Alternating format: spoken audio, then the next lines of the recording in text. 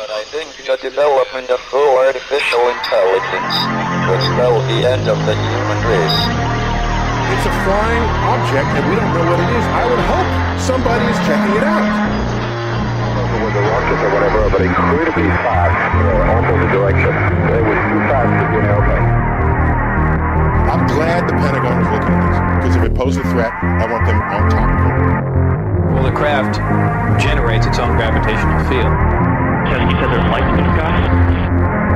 The internet has become the command center for criminals and terrorists. 911, what's your emergency? I need help, please! Well, let it happen. That's what we're instructed to say.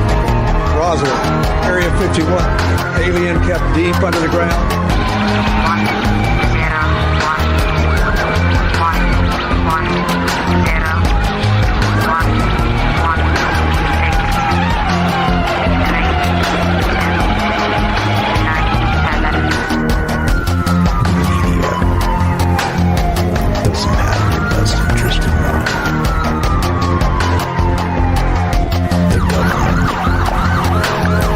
self-serving.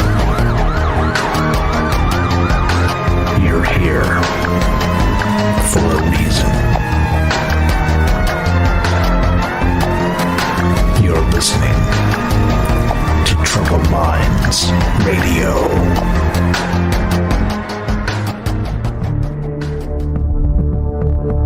Broadcasting live from a secret bunker just off the extraterrestrial highway. Somewhere in the desert sands outside of Las Vegas. From somewhere in space-time, loosely labeled Generation X on planet Earth.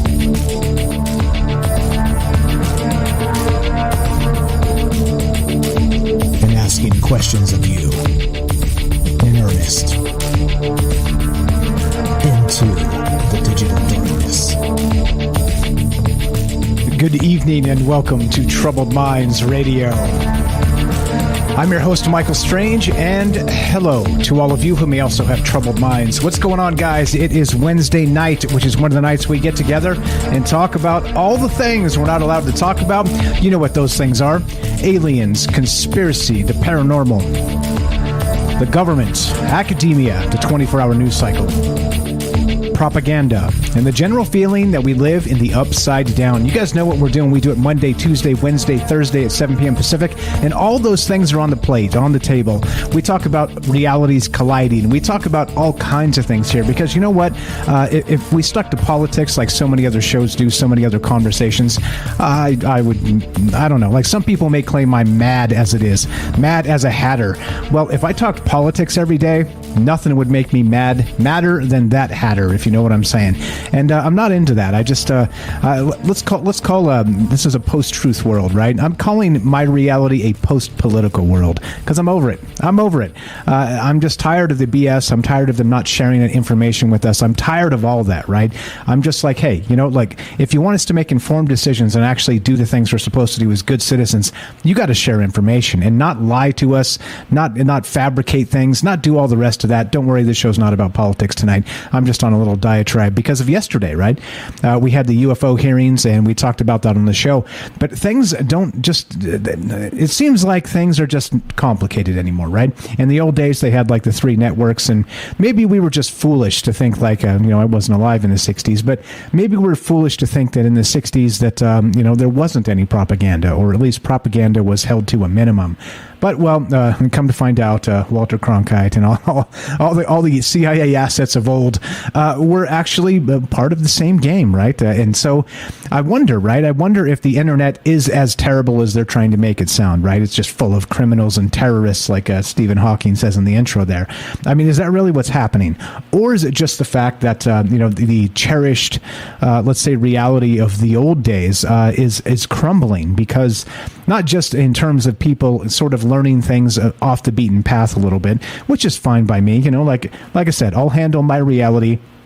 You handle yours, and as long as when they come together we can treat each other respectfully, I'm cool. If you want to believe in whatever you want to believe in, I'm cool with that. And I think, by the way, it makes us better together. I think that, some of those differing angles of belief and ideas and coming together to discuss them it does make us stronger. True strength through diversity, not political and, they get to pick and choose when they want to apply all that. But again, so let's, there's my little diatribe about all the rest of that. But let's call the post-truth world, as it's known, I'm calling it my post-political reality. How about that? And as such, we talk about all those crazy things that I said at the top of the hour there. And not only that, crazier than that, because I like to mix and match those things and try and come up with novel concepts that people haven't discussed before. So maybe we're there tonight. I don't know. I'll get your feedback as we go. But as you know, we're doing this. We do it live, like I said, to include you. The whole part of this is this is not a sort of a declaration of truth. It's just not, right? This is not. I'm not a floating guru in a lotus pose, glowing. There's nothing special about me. I'm just me, right? But I do like to talk about amazing concepts, amazing ideas. So, and I'd love to have you be a part of it because this is a discussion. So we're streaming live on YouTube, DLive, Twitter, and of course Rockfin, the almighty Rockfin out there. I see you, Rockfin fam. What's up, guys? And of course we're broadcasting live on the Fringe FM. And the phone call, well, is up to you. If you want to talk about these amazing topics, love to hear from you. You can reach the show and myself at 702-957-1037. That's 702-957-1037, and we'll put you on the show. It's as easy as that. Don't worry, as long as you're cool to me, I'll be cool to you. I've got a very long track record, 4+ years of taking phone calls and being kind to people, okay? I pride myself on it, and it's one of those things where I think that even if we disagree in the most ridiculous ways, I think we can still have a conversation about it, and I'll be cool to you if you be cool to me. That's literally the only rule. Simple as that. All right, so that's what we're doing. So a few more things. I'm reading the chat in all those places, including Discord. Right, Discord is a chat client. It's a voice client. It's completely free if you have an internet connection, and it's kind of the newfangled way that folks are communicating with each other, which is amazing, right? You can share the old school chat room like the AOL chat days, if you guys remember that, or like text messaging that still works, that sort of thing. You can share photographs and you can share video links. You can even live stream your video camera. Like this entire thing you see on the streams, if you're watching me, I could stream this entire thing on Discord and do like a, just straight like this, like you're watching on YouTube or whatever. It's an amazing program. Discord is basically the next level of internet communication that we've been needing this for a while. So God bless them for getting things done and making it easy for us to communicate. So troubledminds.org, click the Discord link there and you get a direct invite to the Discord. And simple as that. I'm watching the chat in all those places and just doing the thing, just talking about amazing stuff by dark of night. It's how we do this, right? Okay, so one more thing too. We are, like I said, on the Fringe FM, and the Fringe needs your help. The Fringe FM is, of course, it's free to listen to. You can find it on TalkStream Live or the Fringe FM website or, Paranormal Radio app, all the rest of that stuff, right? Lots of places that it kind of gets broadcast out to. But like I said, it's free to listen to for everybody, but at some point somebody does need to pay the bills, and there's just have a little bit of a need there. So if you guys can spare a few bucks, please go to fringe.fm/donations, and it's as simple as that. You just give a few bucks if you can, and if everybody gave a few bucks, that would be all we need, right? So again, it's not a constant thing. It's not one of those things that happens regularly, but as Joe was saying, he wants to get off of the model where he has to ask. He's kind of tired of asking people to help at the station. But if you appreciate it, and a few bucks is not out of the question, I would appreciate it as well if you just chip in just a little bit, and if you got a little bit to spare, and or if you got more than that, that's okay too. I'm not going to argue with that. But there you go. That's what we're doing at fringe.fm/donations. That will give you a direct portal to all that, the update on the goals and everything else. So there we go. All right, let's do it. Let's get the hell out of here and let's do this. All right, you guys came here for some crazy talk. I'm your Huckleberry. Let's do some crazy talk. Let's start with futurism.com, all right? Futurism.com. It starts here. Scientists say space is filled with invisible walls. Huh. You don't say. Hey, you don't say. Hey, the scientists say it, right? Trust the science, right? We're told to trust the science, all right? So, hey, tonight, we're going to do something different. and we're going to trust the science. All right. And we're going to say, it's only half tongue in cheek. Everybody relax. But we're going to go with invisible walls tonight, right? Because why not? All right. Let's read a little bit of this and we'll see what's going on with this. This is wild. Could Symmetrons explain the existence of dark matter? Things get interesting, don't they? Very quickly. Here we go. Scientists' current best theories about the arrangement of the cosmos suggest that small galaxies should be distributed around their host galaxies in seemingly random orbits. But observations have found that these smaller galaxies arrange themselves in thin disks around their hosts, Vice reports, not unlike Saturn's rings. Needless to say, that represents a puzzling gap between knowledge and theory. Right? Researchers are now trying to reconcile this gap by suggesting smaller galaxies may be conforming to invisible walls. You heard me, walls. W-A-L-L-S, invisible walls. That's right. Surrounding galaxies. This continues. I'm beside myself here a little bit. When I saw this article, I was like, what? Anyway, by conforming to invisible walls created by a new class of particles called Symmetrons, a fascinating proposal that could rewrite the laws of astrophysics. The standard theory, known as the lambda cold dark matter model, suggests that the universe is made up of three key elements: the cosmological constant, which is a coefficient added by Einstein to explain his equations of general relativity; cold dark matter, which are slow-moving theoretical particles that don't emit radiation; and the conventional matter we interact with every day. All right. That's probably enough for now before we start to get really crazy on this. Now, look, okay, so I was thinking about this, and I'm like, all right, as you know me, I like to think, and yeah, I'm not a scientist. I'm not an astrophysicist. I'm just, like I always say, I like to demean myself and say, I'm just me. I'm just a knucklehead on the internet, okay? That's all I am, right? But I do like to think in terms of large things, okay? So if we have walls in space, invisible walls, actually, that sort of keep, let's say, galaxies in order, in some sort of like cosmic order. What the hell is really going on out there? That's the question I have, right? So there's a few questions tonight as we get going, right? There's the article from, of course, from futurism.com. And as usual, right, if in the name of transparency, not only do we have, again, open phone lines and all the rest of this and the Discord. And, you know, if you're like, hey, Mike, you're off the rails, you know, step back from the maybe juice. I'll be like, that's cool. You know, like that's part of a conversation. It's if you think I'm a little far out there in my theories, well, we like to press the envelope here and maybe think of things maybe a century before other people do. So that remains to be seen. History will be the judge of that. However, walls in space. Walls in space. What the hell does that mean? What does that even mean, right? So if we're talking about, again, gravity is, gravity is a magnificent thing. It's a great theory, Einstein, all the rest of the stuff. We're talking about Newtonian physics and the apple on the head and, right, the whole bit, right? The gravity wells that are created by these huge mass, let's say planets or moons or suns or black holes or whatnot, right? They're sort of in the gravity wells of space-time, okay? And what happens is, as a result of that, there's a hold, a gravitational bond between the object itself and the objects around it, okay? Based on that curvature of space-time, all right? Old school stuff. This is not brand new anything. But what they're talking about is in terms of a galactic thing. They're curious why, for instance, number one, which this goes back to Oumuamua fame, if you guys remember that in the first known interstellar object that came into the solar system a couple years back, right? So interestingly, I was thinking about this when it happened. We have our solar system in a flat plane, right? It's literally just flat, meaning that we have the sun, and then we have everything kind of orbiting around it in a flat plane. It's not like this, or elliptical. It's not. Everything sort of tends to, even in space, coalesce gravitational-wise to the flat plane of a round object, we're told, right? A round object, in this case, would be the sun.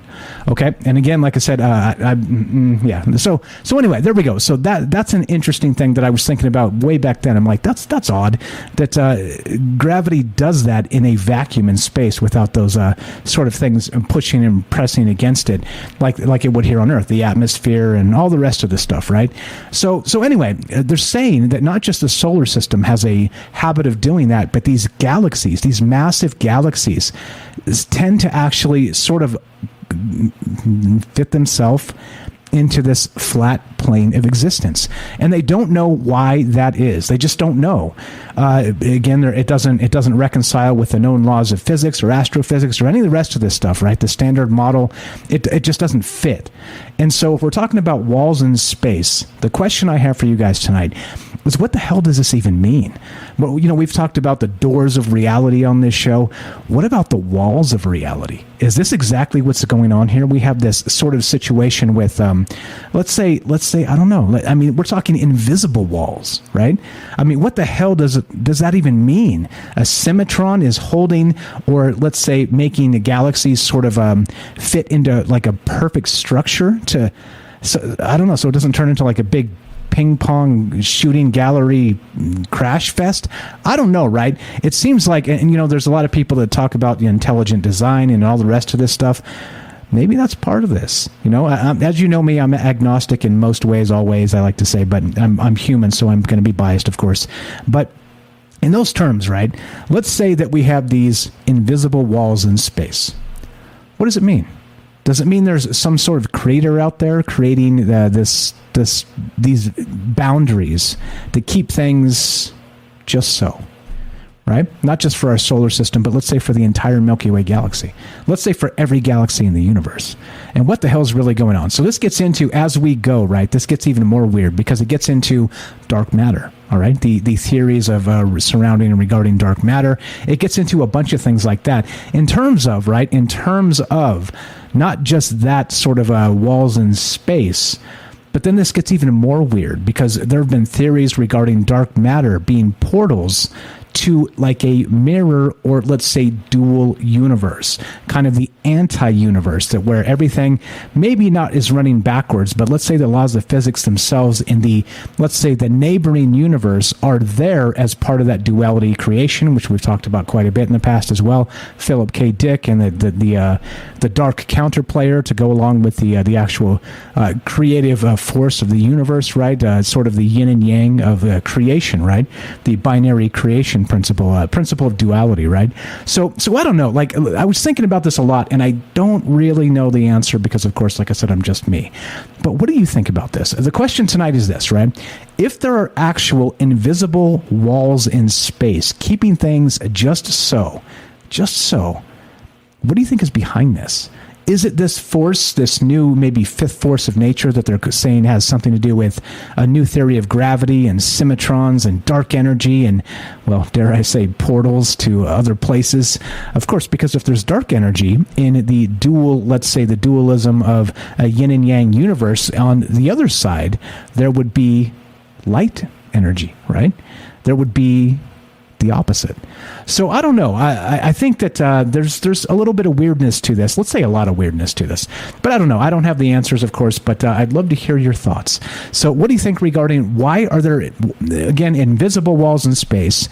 We're talking about gravity as in the theory of the cosmological constants and all the rest of this. Well, what about how come the galaxies always end up flat-ish? Flat-ish. Not flat-flat. Flat-ish. All right. How come the solar system itself ends up flat-ish? And what about these walls in space? So looking to hear from you. The phone number to call, again, is 702-957-1037. That's 702-957-1037. We'll put you on the show. It's as simple as that. It's as simple as that. So, okay. So that's what we're doing tonight, all right? It's weird. This is weird. This is a weird thing, right? But it got me thinking in terms of not just this idea of, because there's so many things that can fit into this, right? We've talked about the whole idea of not just the universe as part of the standard model of physics and astrophysics and all the rest of that, right? And of course, the quantum stuff, things get super weird with all that, the quantum world as well. But how does all that fit, right? But then the second part here is, what about the idea, if we're talking about invisible walls, right, in the cosmos, invisible walls, which again, back to this article, I'm not making this up, look it up yourself. Scientists say space is filled with invisible walls, and they're saying there may be symmetrons, okay? Now, if this is the case, right, I'm thinking in terms of what about simulation theory, right? Maybe I said, what about the divine creator, things like this, the dark counterplayer, that Philip K. Dick idea, right? Maybe the duality of creation.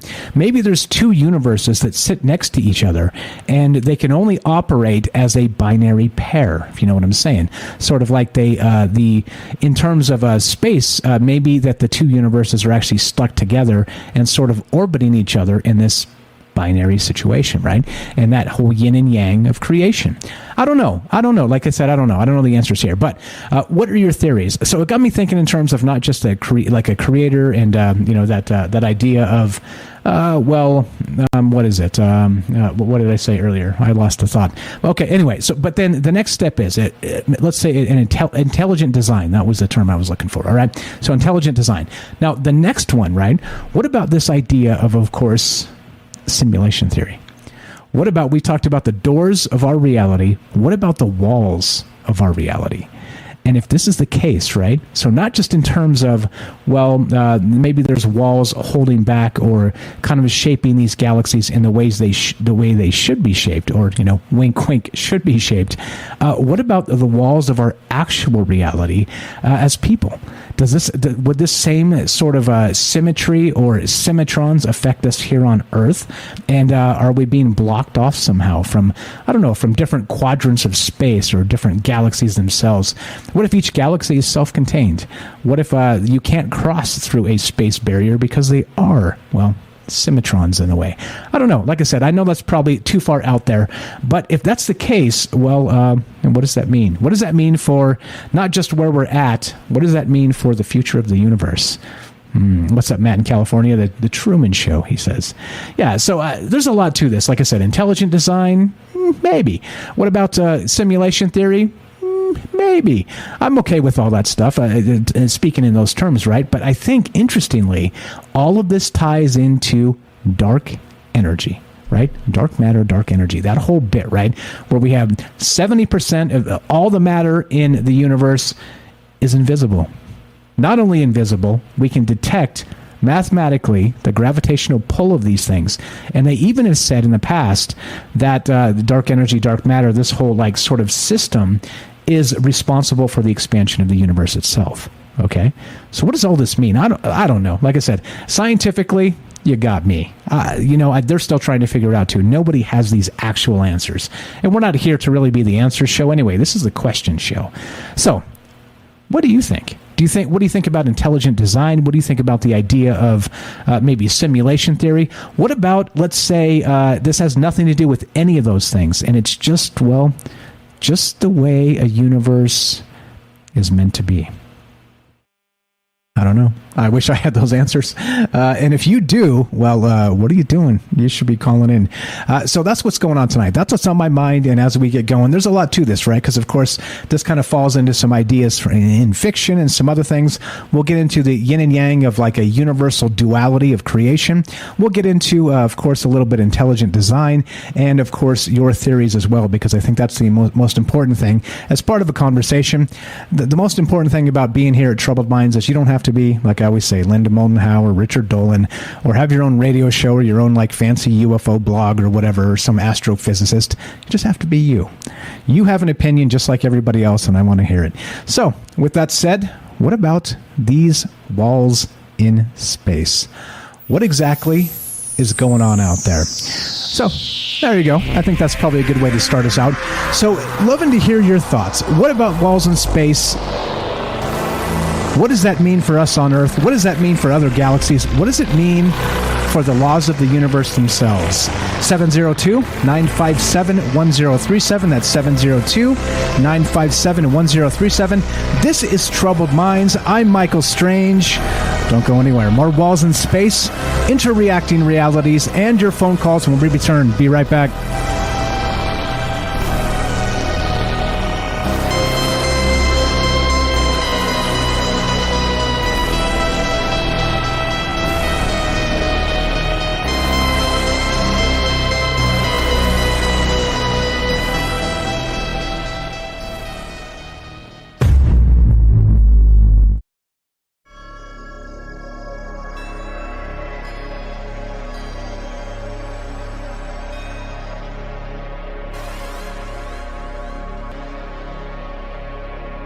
Welcome back to Troubled Minds. I'm your host, Michael Strange, and we are streaming on Rockfin, YouTube, DLive, and Twitter, and we're broadcasting live on the Fringe FM. Tonight, we're taking your phone calls as we discuss this idea of Symmetrons. Yep, you got it, Symmetrons. According to Futurism.com, scientists say space is filled with invisible walls.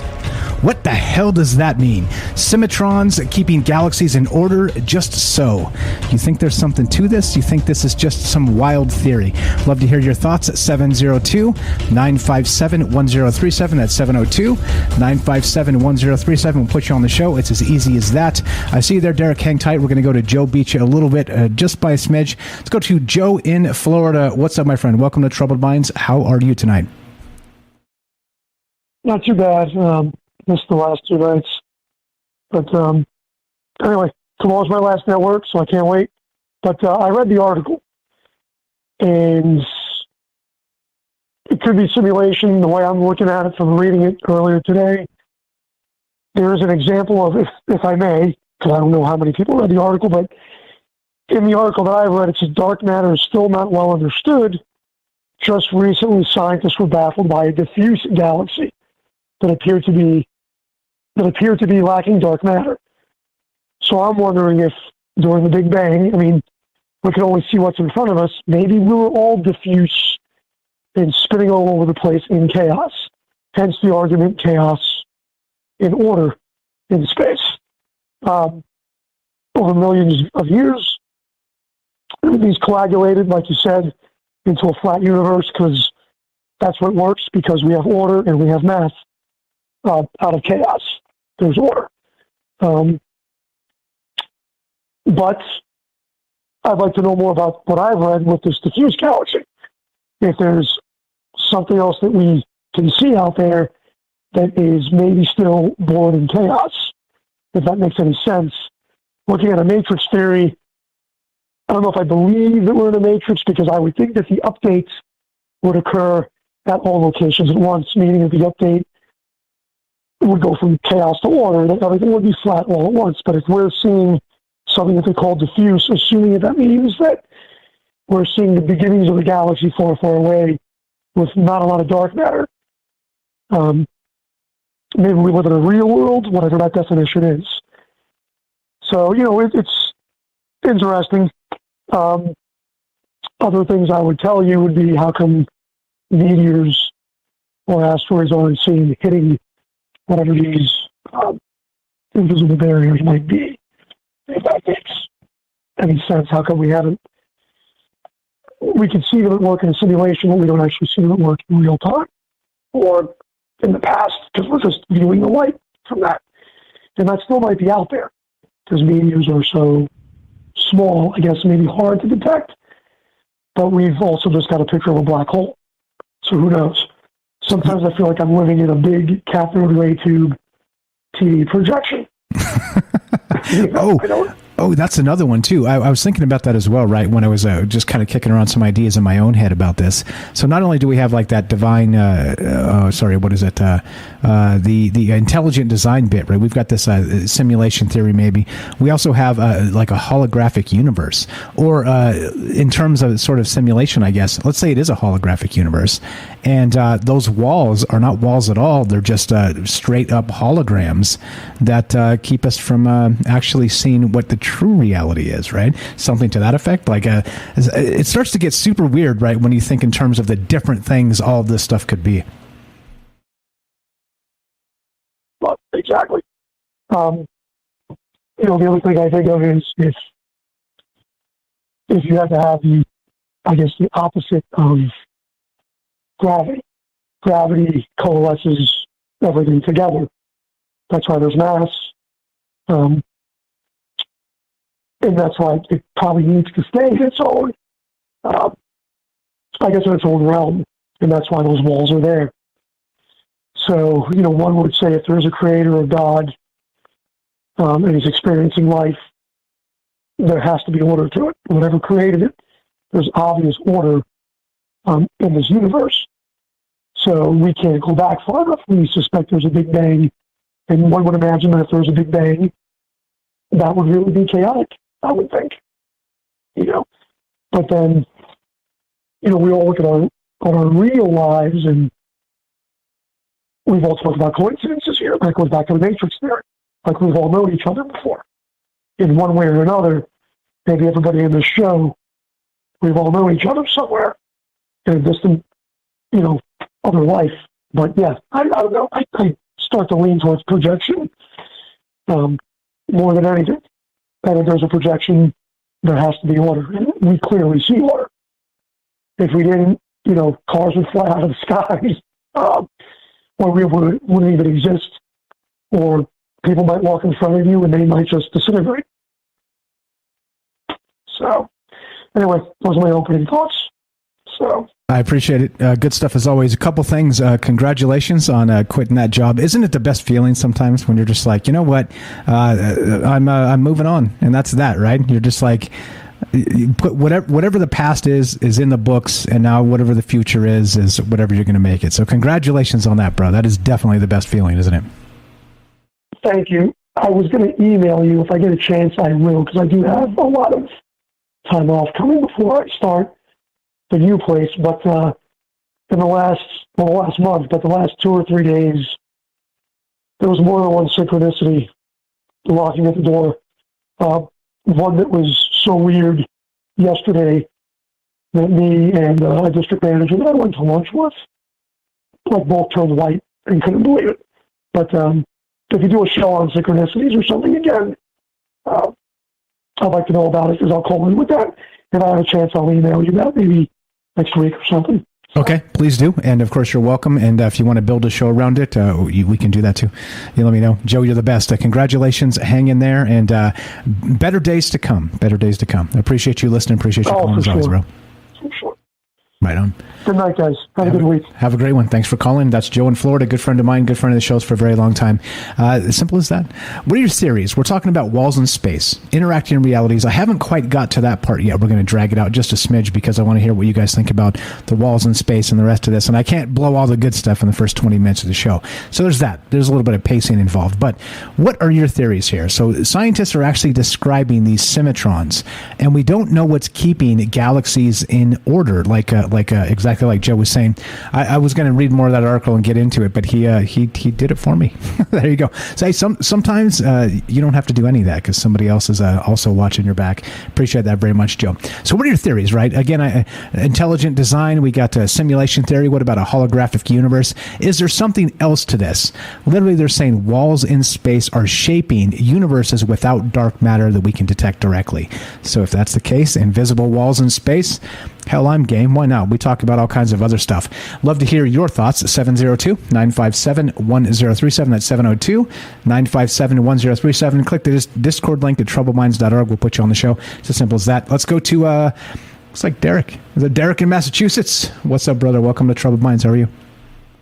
Going on, Mike? Great show. Thank you very much. Appreciate it. It's not me. It's just these guys talking about crazy stuff, man. What am I supposed to do other than talk about it, right? What do you know about walls in space, my friend? Oh, man. 2 things first to Joe. Did somebody say synchronicity show? Question mark? I could be interested in that. He sure did. He sure did. Oh, man. Uh-oh. Secondly, I like the idea of maybe these walls as giant projector screens or something like that, if they really are projecting some kind of thing on some kind of reality onto us. It's almost like one weird, like, not flat earth theory, but it's like kind of like that we're actually living inside some type of, like, it's like a reflection, so we're actually all around the outside of some type of sphere or whatever. So it's like almost like a reverse projection idea. I don't know. That's not what I'm calling about, but it got me thinking of a projector screen type connotations. Exactly. But as far as, so holographic universe, right? Exactly. So if you had like a block and like literally a cosmic projector, and you were firing like that, let's say, hologram against it, or the movie for us to like, right? I mean, this is like the Truman Show on the largest scale, right?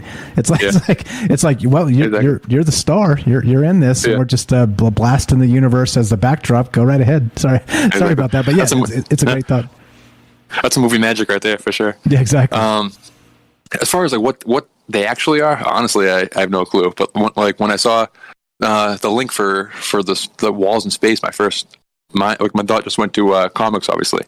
And in DC Comics, they have something called the Source Wall, and it's like in the multiverse, Grant Morrison created something called like the Multiversity, which basically like describes how the DC multiverse kind of interacts with each other, and they're all kind of these little circular realms, kind of with their own little mini walls. I would imagine, but there's one giant kind of source wall, kind of like this multiversal firmament type deal.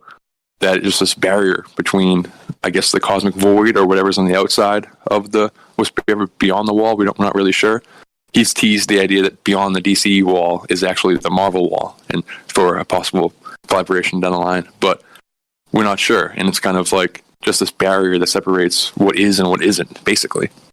Which is a trippy idea, and that's like a barriers between the realms is a cool idea, and that's reflected in kind of in Marvel too, where like they have the 9 realms, and it kind of looks a lot like the Tree of Life in Kabbalah, like with the different Sephiroths, the different like those circles being different realms, which is a trippy idea. And so that kind of ties to like the Tree of Life, and like the World Tree in Norse mythology, and how you kind of get from realm to realm via the Rainbow Bridge or the Bifrost, which is basically a portal. So is that these dark matter portals getting you from beyond the wall? Like you can get from one realm to the next because there is a wall. You have to travel via a portal. That's, I don't know.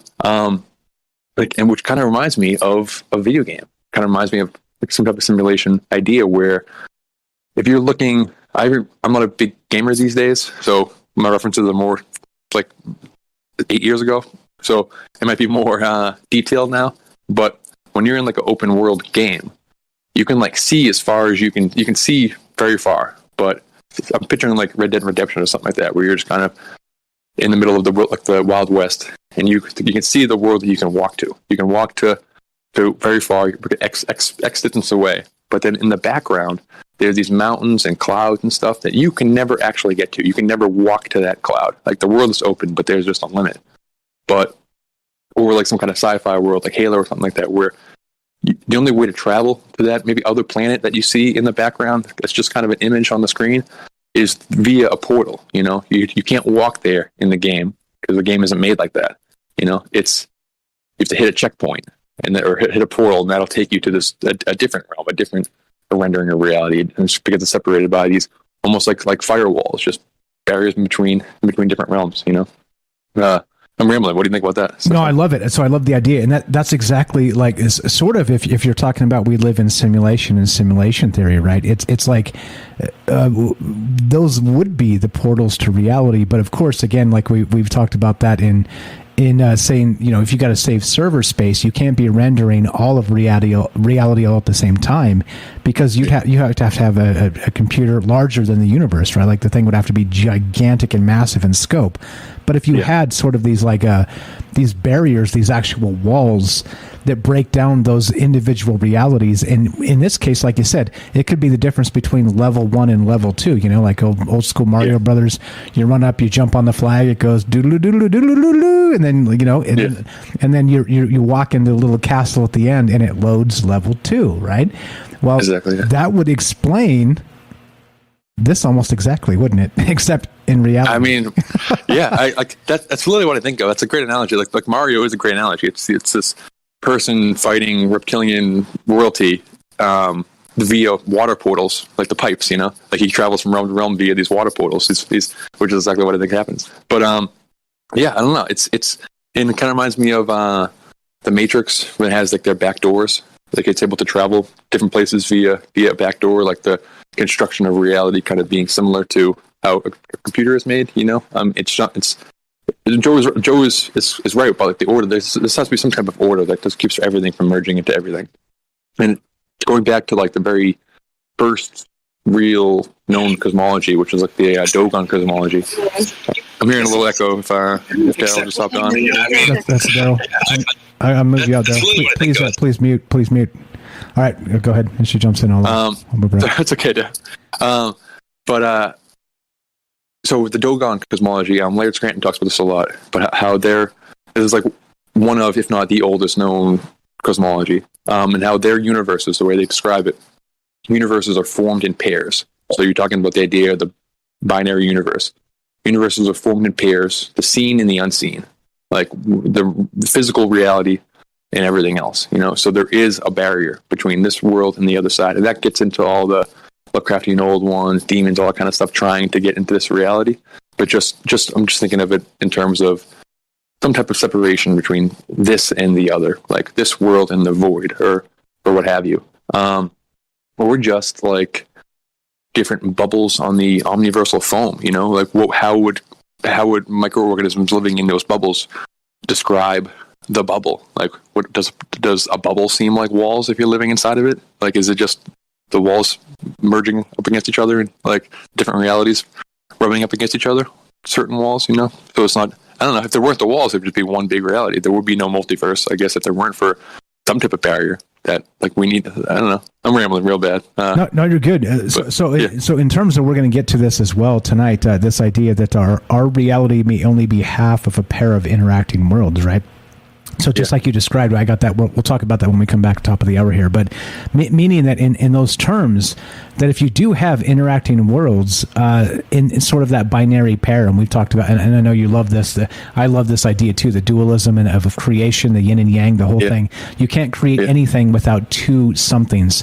And in this case, we're talking in a universal scale, meaning that the somethings are two universes and they're locked sort of in tandem, and even like maybe rotating around each other in some sort of like universal what would you say, like orbital lock or something. I mean, like who knows? Like we're talking, but again, without cosmic dance, Yeah, totally, exactly. But then without having a barrier between the two things, then they're not two things; they're the same thing, aren't they? It's just the same thing, exactly. Yeah.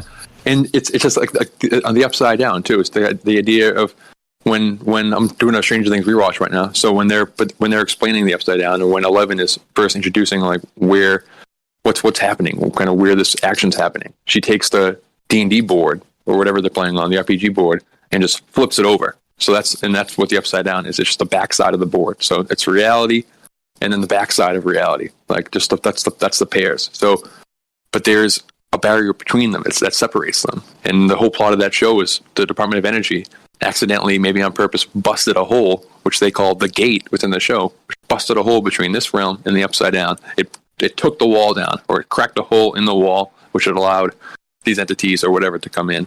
So do I think that wall happens with this realm we're in and other weird metaphysical realms?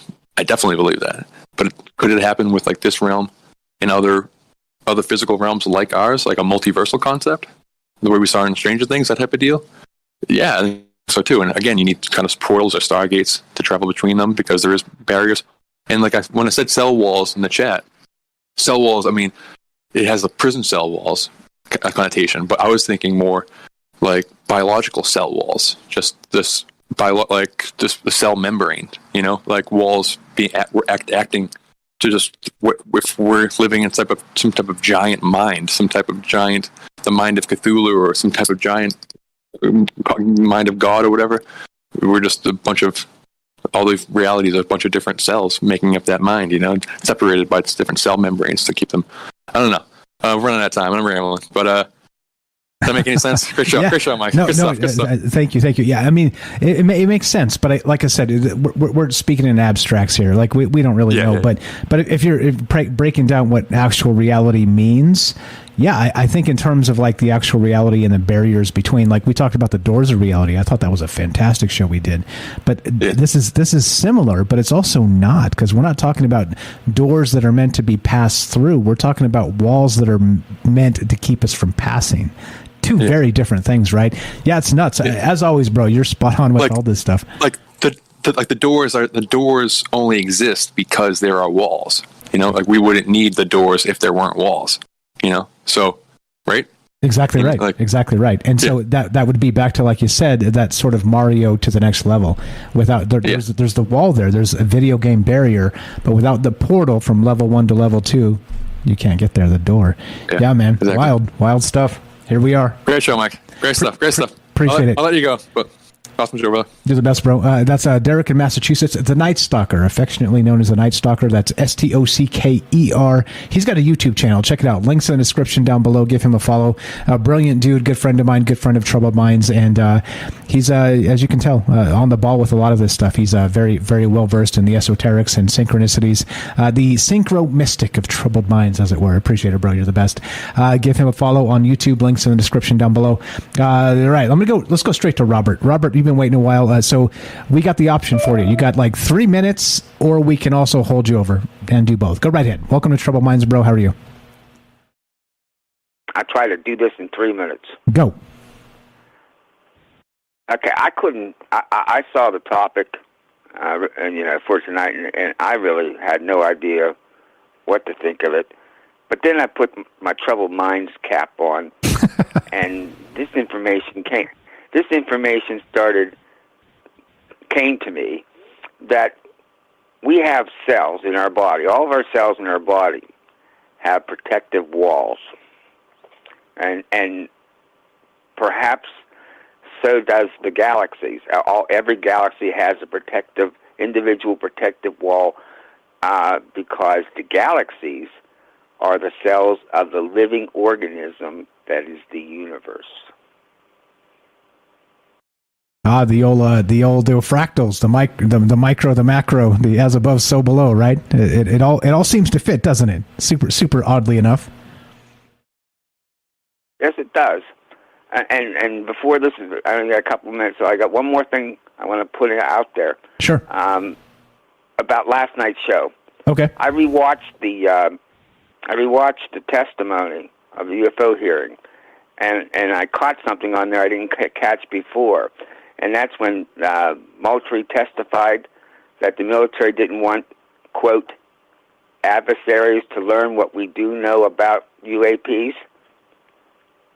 Yes. And it's clear because earlier he's pretty much downplaying the idea that these UAPs are Russian or Chinese origin. That's what he did earlier. But here he is saying we don't want them to know. Maybe what he was referring to there is he doesn't want the pilots, the extraterrestrials of those crafts, knowing what he knows, what the military knows about them. Okay, I didn't catch that. I'm going to go back and watch. He's referring to.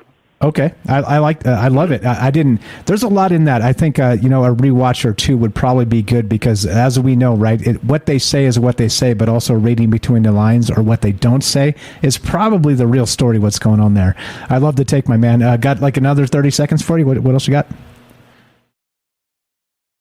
You can go right to your break. I'm off. You're the best, brother. Good night. I'll listen to the rest of the show. Thanks a lot. Appreciate the call. Robert in Pennsylvania, good friend of mine, good friend of Troubled Minds for a long time now. Simple as that. He's got a book, by the way. It's called Stories from a Fractured Mind, the Robert Collection.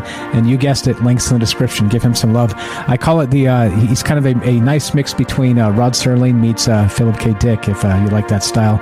There we go. All right. So look, we're talking about walls in space tonight, interacting realities. What the hell do you think is really going on with this? Is this just sci-fi BS hogwash, or is there something to this? Remember, this is from an actual article where they're saying scientists believe this may be the case. Love to hear your thoughts on this. 702-957-1037. That's 702-957-1037. This is Troubled Minds. I'm Michael Strange. Don't go anywhere. More invisible walls in space, interacting realities, and, of course, your phone calls when we return. Be right back. Don't go anywhere.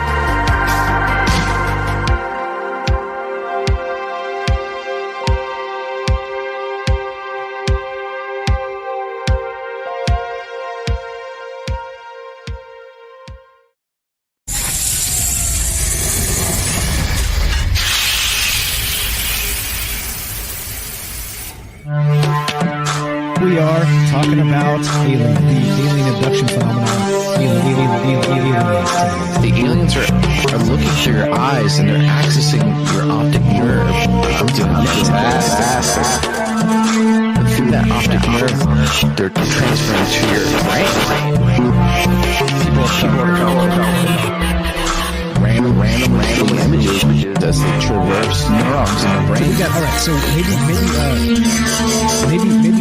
and they also feel them planting or receiving memories or ideas or images.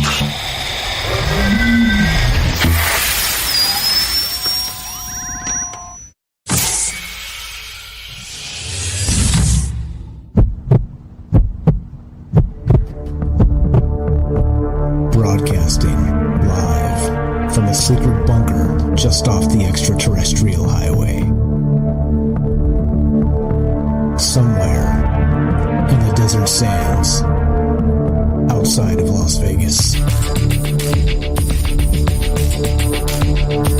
From somewhere in space-time, loosely labeled Generation X on planet Earth.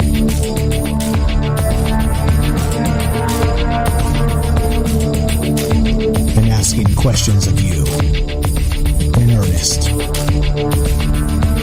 into the digital darkness. Good evening and welcome to Troubled Minds Radio. I'm your host, Michael Strange, and hello to all of you who may also have troubled minds. What's going on, guys? It is Wednesday night, which is one of the nights we get together and talk about all the things we're not allowed to talk about.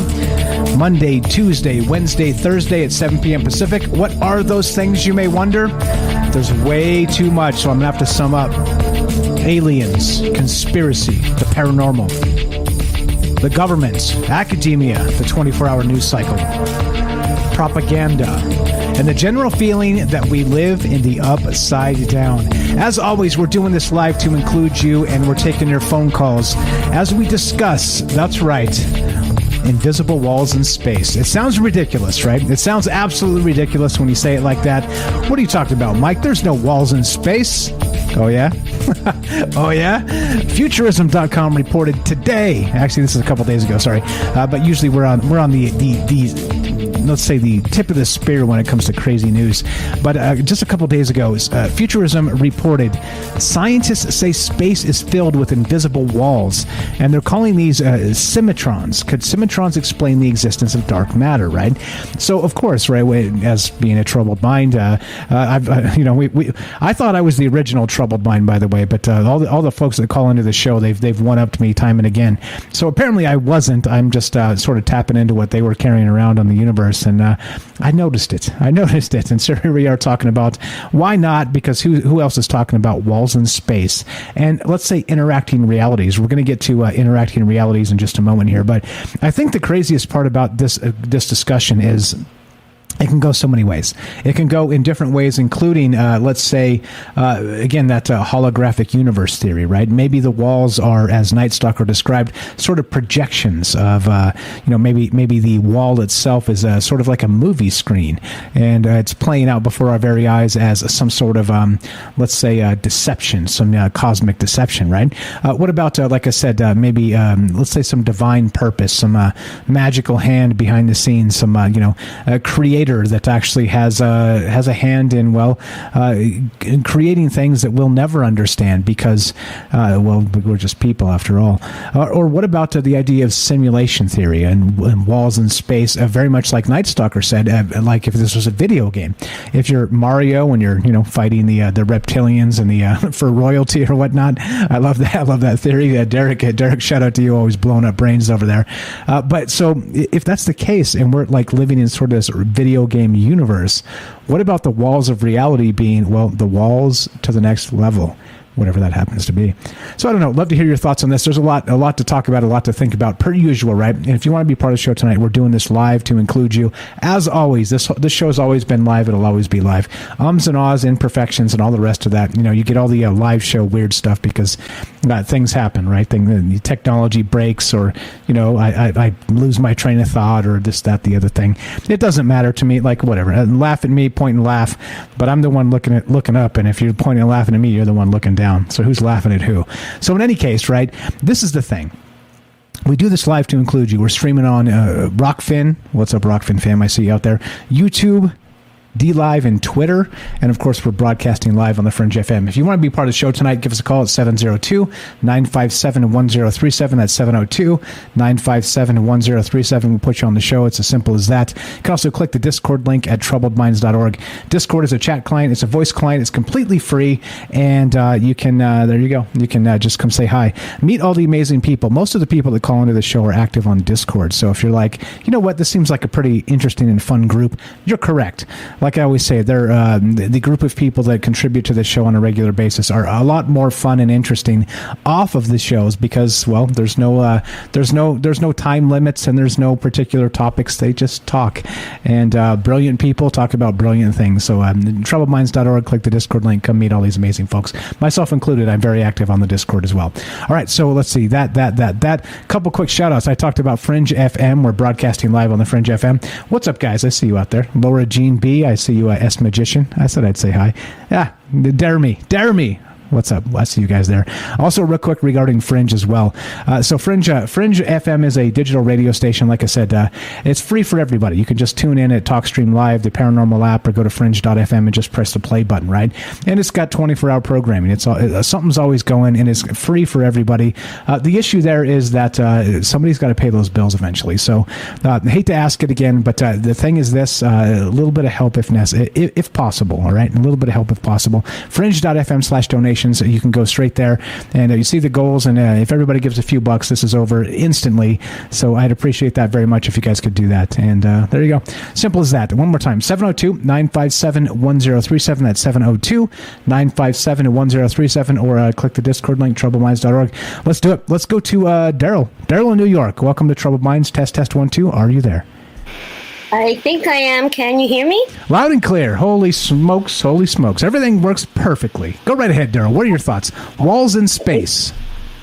It works when it counts. Well, I was listening to the callers, Joe and Derek and Robert, and I was thinking, like, these walls, what do you build walls for? Are we being kept out of something, or are we keeping them out? Are we prisoners in our own galaxy? Maybe they don't want us, to cross our galaxy, and they built those walls, and then we don't even know where they are. Who put the map up? Like, would our GPS pick it up if we were going to go through space, How do you avoid those walls if you want to? And if there are walls, there's probably doors, and maybe there's a toll booth or something. What about shopping in another galaxy? Maybe you go just to another galaxy for the exchange rate, just the shopping's that good. Do you have to declare like customs and immigration, I was thinking? And then, I love it. You got to pay a toll, and I'm sure Bill Gates has something to do with it. I'm sure he's got some money invested because, that's the kind of guy he is. And where do you go to the bathroom anyway? That's always what I want to know. And there's probably going to be a concession stand. And then, Disney might have a theme park in another, it's just going to prove everything. Once you start seeing Disney on another galaxy, they're everywhere. And then I was thinking about, well, are they going to be giants in the other galaxies? I'm always obsessed with giants, How big are those walls, How tall are the walls? That kind of thing. But there was something that, since I've seen this, APOC had posted this Mandela effect video about the Chase Manhattan banks, and of all things, somebody was just very observant. And I just feel like maybe these things are all connected, like that they change constantly. Like those signs, literally, she watched them change pretty much like every week. They would be another color, a different logo. I'm like, what are they doing? Like, you don't change your logo like that often. Or are they just playing with it?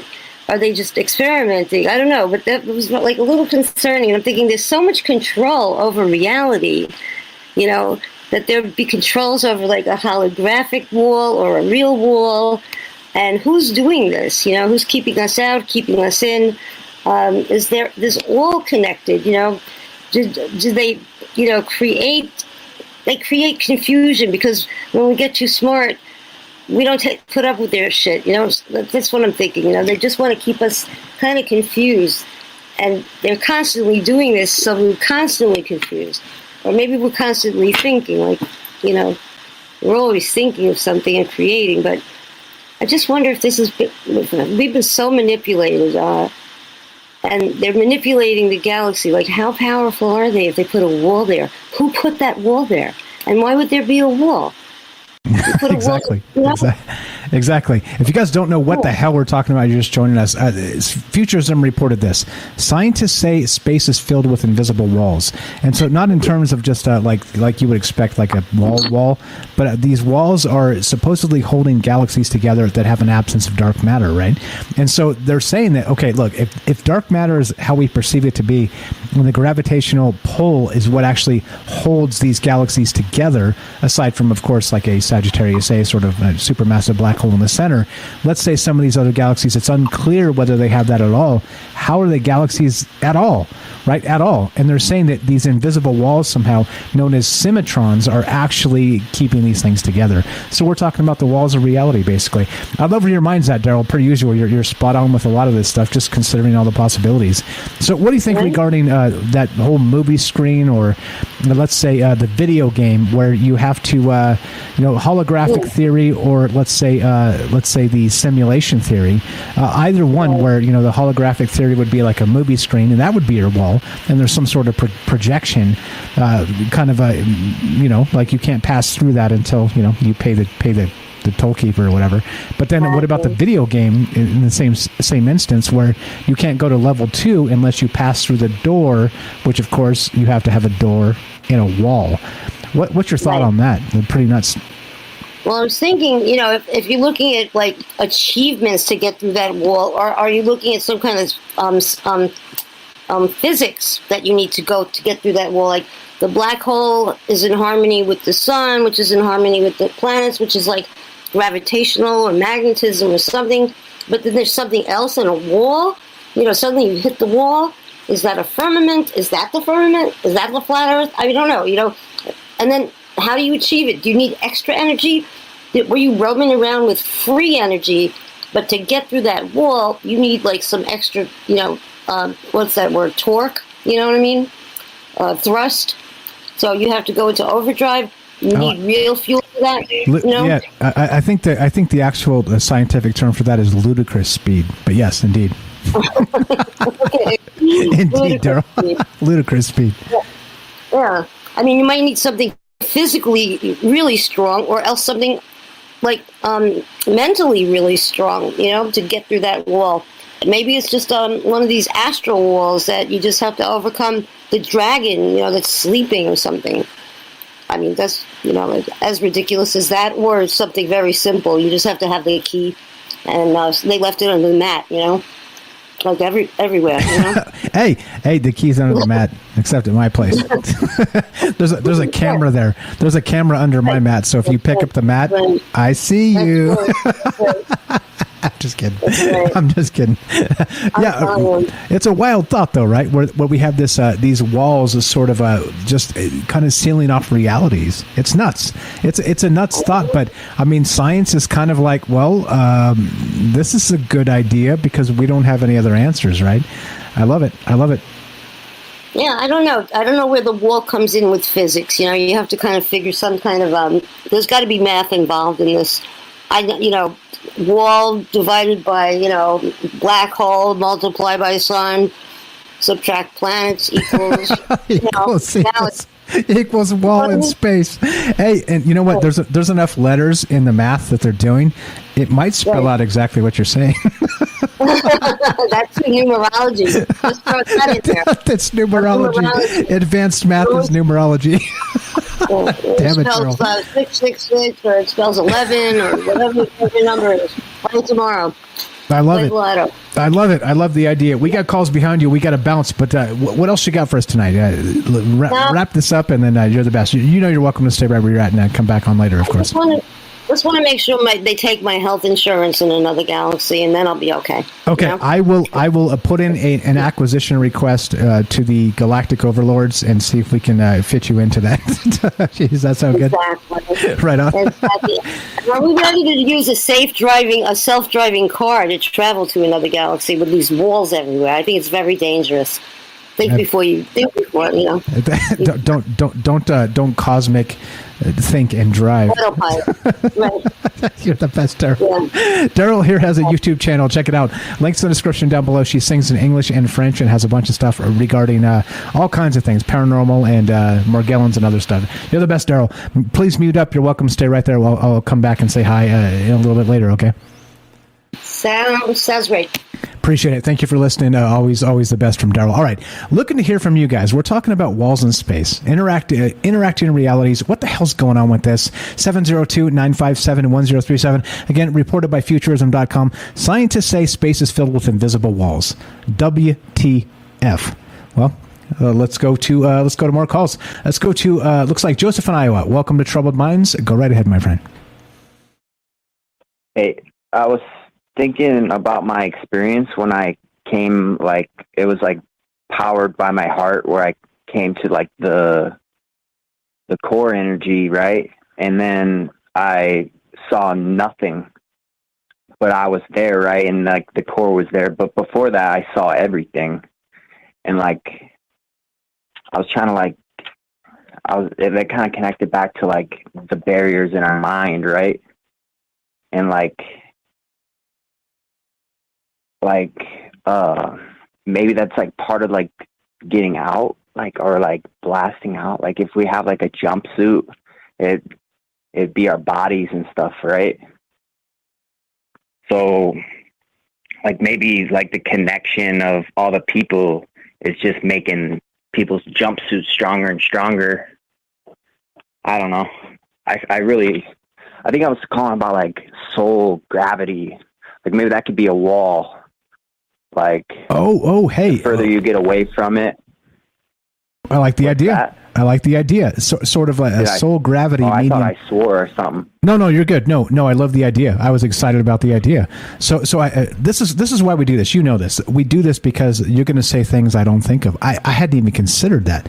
If there's some sort of soul gravity, right? And let's say souls in terms of not just our consciousness, that we can reach out beyond ourselves, right? Again, just for a quick example, people that no longer exist, that remain in our memories, that's a form of time travel through our consciousness. Like my grandpa's passed on. I love my grandpa. He still exists to me because I love him and all the rest of that, and I still remember the lessons, and hopefully I can pass on the lessons from him to other people. And so in those terms, right, like we have those souls that can reach different places through consciousness. But if we're talking about a soul in a gravity, so maybe a gravity well or a gravity situation with soul gravity, maybe that's the wall itself. So we're actually drawn back to whatever source we're supposed to be, and we can't, I don't know, let's say astral travel or remote view through these particular galactic walls. I don't know. I love the idea, man.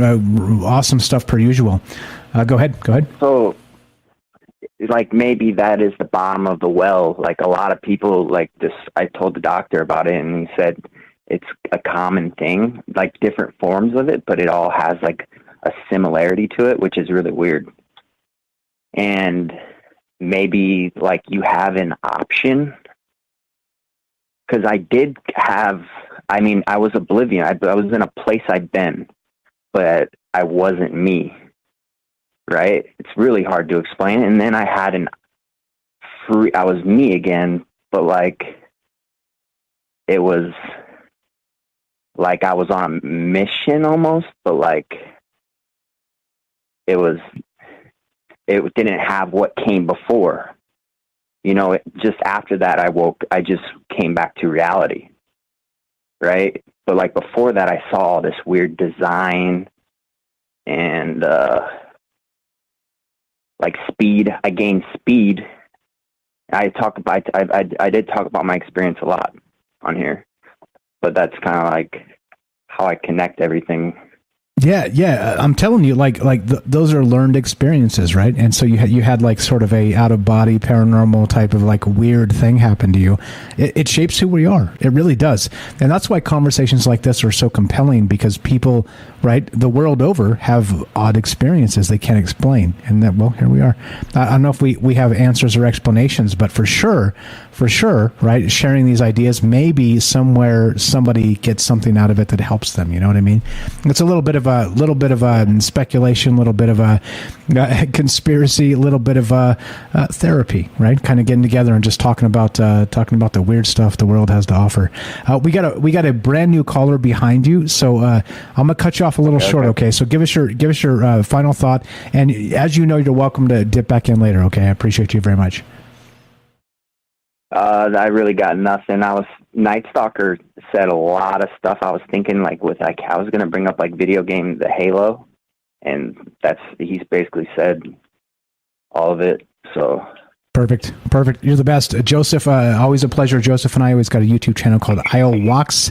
Links in the description down below. It says follow Joseph here. He does original music and some other stuff, kind of Troubled Minds-esque. You're the best, brother. If you got more stuff, feel free to call back later. Okay. All right, thank you. Thanks a lot. Have a great night. 702-957-1037. Let's go to, it looks like Matt in wherever, Matt calling from the galaxy next door. You're on Troubled Minds. What's up, my friend? How are you? Yeah, hey, this is Matt. I'm actually calling from Colorado. Matt in Colorado. Go right ahead. I got 2.5 minutes for you. Sorry to cut you short. Go right ahead. Okay. Well, geez, because I wanted to touch on a bunch of things. But anyways, okay, wait. About the wall. If you have, real quick. If you have time, I have time for you. We can get you started, hold you over to the break, and then bring you back if you're okay to do that. Just let me know. Yeah, that'd be great, because you said you wanted to move on to some other things about overlapping realities and stuff like that, and that held my interest too. But in terms of the wall thing, I think this is another example of scientists, astrophysicists encountering something they don't understand. So we'll make up a couple of words. We'll make up this new sort of thing. Oh, it's a synergy particle thing that whatever. To pretend they know what they're talking about when they don't know what they're talking about. And I think it's another matter that humankind's understandings of physics and mathematics, and I actually have a minor in mathematics, and I went to NASA space studies, and I know that our knowledge is primitive compared to the actual knowledge or mathematics of how the third-dimensional universe operates. But beyond that, if you want to say ultra-dimensional universe operates, hyperdimensional physics, that sort of thing, we just have no clue. We're just so silly. And so when we're silly and we have no clue and we have no explanation, they just make it another term. I actually think that dark matter is just another thing where they're like, okay, the equations don't work out right for how much matter and the behavior we're seeing, and the equations don't work out, so let's just make up something to explain it away, and we'll just call it dark matter. It's this matter we can't see, and it's invisible, and we can't detect it, but if we put it in there, it'll make the equations balance out. You understand what I'm saying? I think you're right. It's kind of like a placeholder. We're out of time. You still want to hang? I'll come back to you in about 5 minutes, okay? You good with that? Yep. Okay, Matt in Colorado, stay tuned. Don't go anywhere. I'm going to put you on hold. We'll be right back. Look, we're talking about this idea of walls in space, and he's spot on with placeholders and science and all the rest of that. What are your thoughts? 702-957-1037. That's 702-957-1037. More Matt in Colorado, your calls, and walls in space when we return. Be right back.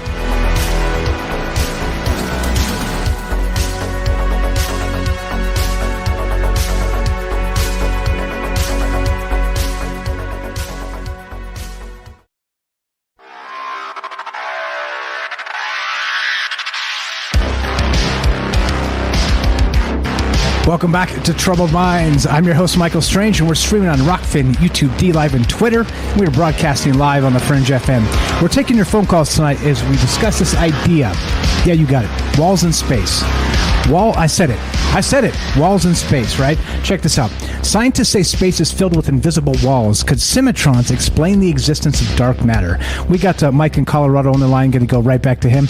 And he was talking about scientific placeholders. Is that what's going on here? I love the term. I love the idea. Love to hear your thoughts as well. 702-957-1037. That's 702-957-1037. We'll put you on the show. It's as simple as that. Real quick before we go right back to Mike, Fringe FM needs your help. Fringe FM is a digital radio station, and they do the thing 24 hours a day. It's free for everybody to listen. But, however, somebody's got to pay those bills, and I hate to ask for help again, but please do. Fringe.fm/donations if you appreciate the work we do here on Fringe, and you like to keep it on the air. A little bit of help would be fantastic at this juncture. Fringe.fm/donations. Please do that if you can spare a few bucks. I appreciate it very much. Let's go. Let's get right back to thank you for being patient with me. Mike in Colorado, welcome back to Troubled Minds. We were talking about, you got it, scientific placeholders and this idea of walls in space and dark matter. Go right ahead. How are you, my man? Yeah, I'm doing good. Yeah, I think in terms of this article and a number of other things, like I said, maybe even dark matter, that's exactly what they're doing.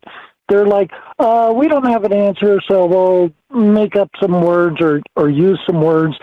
And what are words? I mean, words, they're squeaky voice noises that we make. They're letters that we write down with language. But, whoa, Mike. Whoa, Mike. Speak for yourself. No, it's not. Speak for yourself. But that's okay. I know. But no, I'm quoting Terence McKenna. I know. I'm just messing with you. Just messing with you. Go ahead.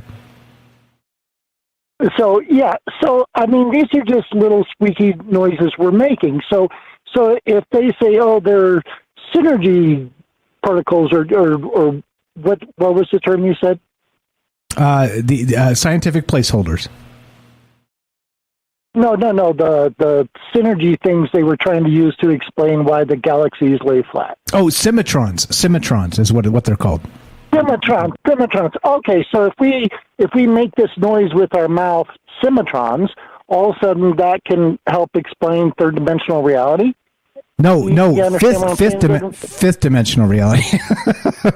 you're a couple dimensions behind this, right. But yeah, exactly. No, and see that's exactly what I think is going on. Is that obviously there's nth dimensional equations. I mean, like I said, I got my minor was in mathematics. My major was in computer science, but yeah, we used to, in linear algebra, we do not only 10th dimensional equations, 12th dimensional equations, but we do nth dimensional equations where you could have any number of dimensions. So, yeah, I mean, we have some pretty advanced mathematics for humankind that actually go into different dimensions. So when you start looking like the quantum physicists do and the string theory does, and start looking at higher dimensional explanations for things start to make more sense. Okay, but what I'm trying to say is that the way it actually works and our conception of it or forming a word about it or whatever are two very different things. And so when they encounter something they don't understand, they make up something as if it explains it. But that still doesn't explain it. It actually just illuminates the fact they don't understand it. Yeah, no, exactly. And back to that. Yeah, no, you're spot on. Back to the idea of the scientific placeholder. I called you Mike several times. I apologize. James pointed out his name's Matt. Mike. I'm like, oh, sorry. So the joke is, right. The joke is, since I'm the intergalactic overlord. I'm the intergalactic overlord right now because this is Troubled Minds and I'm Michael Strange. Everybody is now named Mike, including you, Matt. So, well, welcome to the join. I appreciate you listening. Right. I appreciate your takes on this. What else do you have for us? What about the idea of like simulation theory? Do you think that fits into this at all, or do you think it's a bunch of hogwash? One of the things I wanted to. That's one of the things I wanted to touch on, Mike, is the simulation theory, the holographic. That's kind of bugged me for years, and I wrote a book. I'm not going to plug my book, but I wrote a book. It's 1,700 pages. Took me 3.5 years to write. It has a lot to do with the human mind. It has a lot to do with consciousness. It has to do with things like that. I haven't studied that deeply. I've only been a little exposed to it. And during the time I was writing, I was sort of not advised to avail myself of other authors, other information, to not have it color what I was doing, not have it influence me, not get other people's ideas or thoughts mixed up with what I was doing. But the little bit that I was exposed to the simulation theory, the holograph, something about it. It's when you hear something that's not true, you can feel it in your heart. You can just like something in you, just like that doesn't resonate quite right. That doesn't sit with me. Something's off with that, And it's close. It just seems to me a very human explanation of like it's a video game or a simulation or that's not what it is. It's real, but it's real on a different level.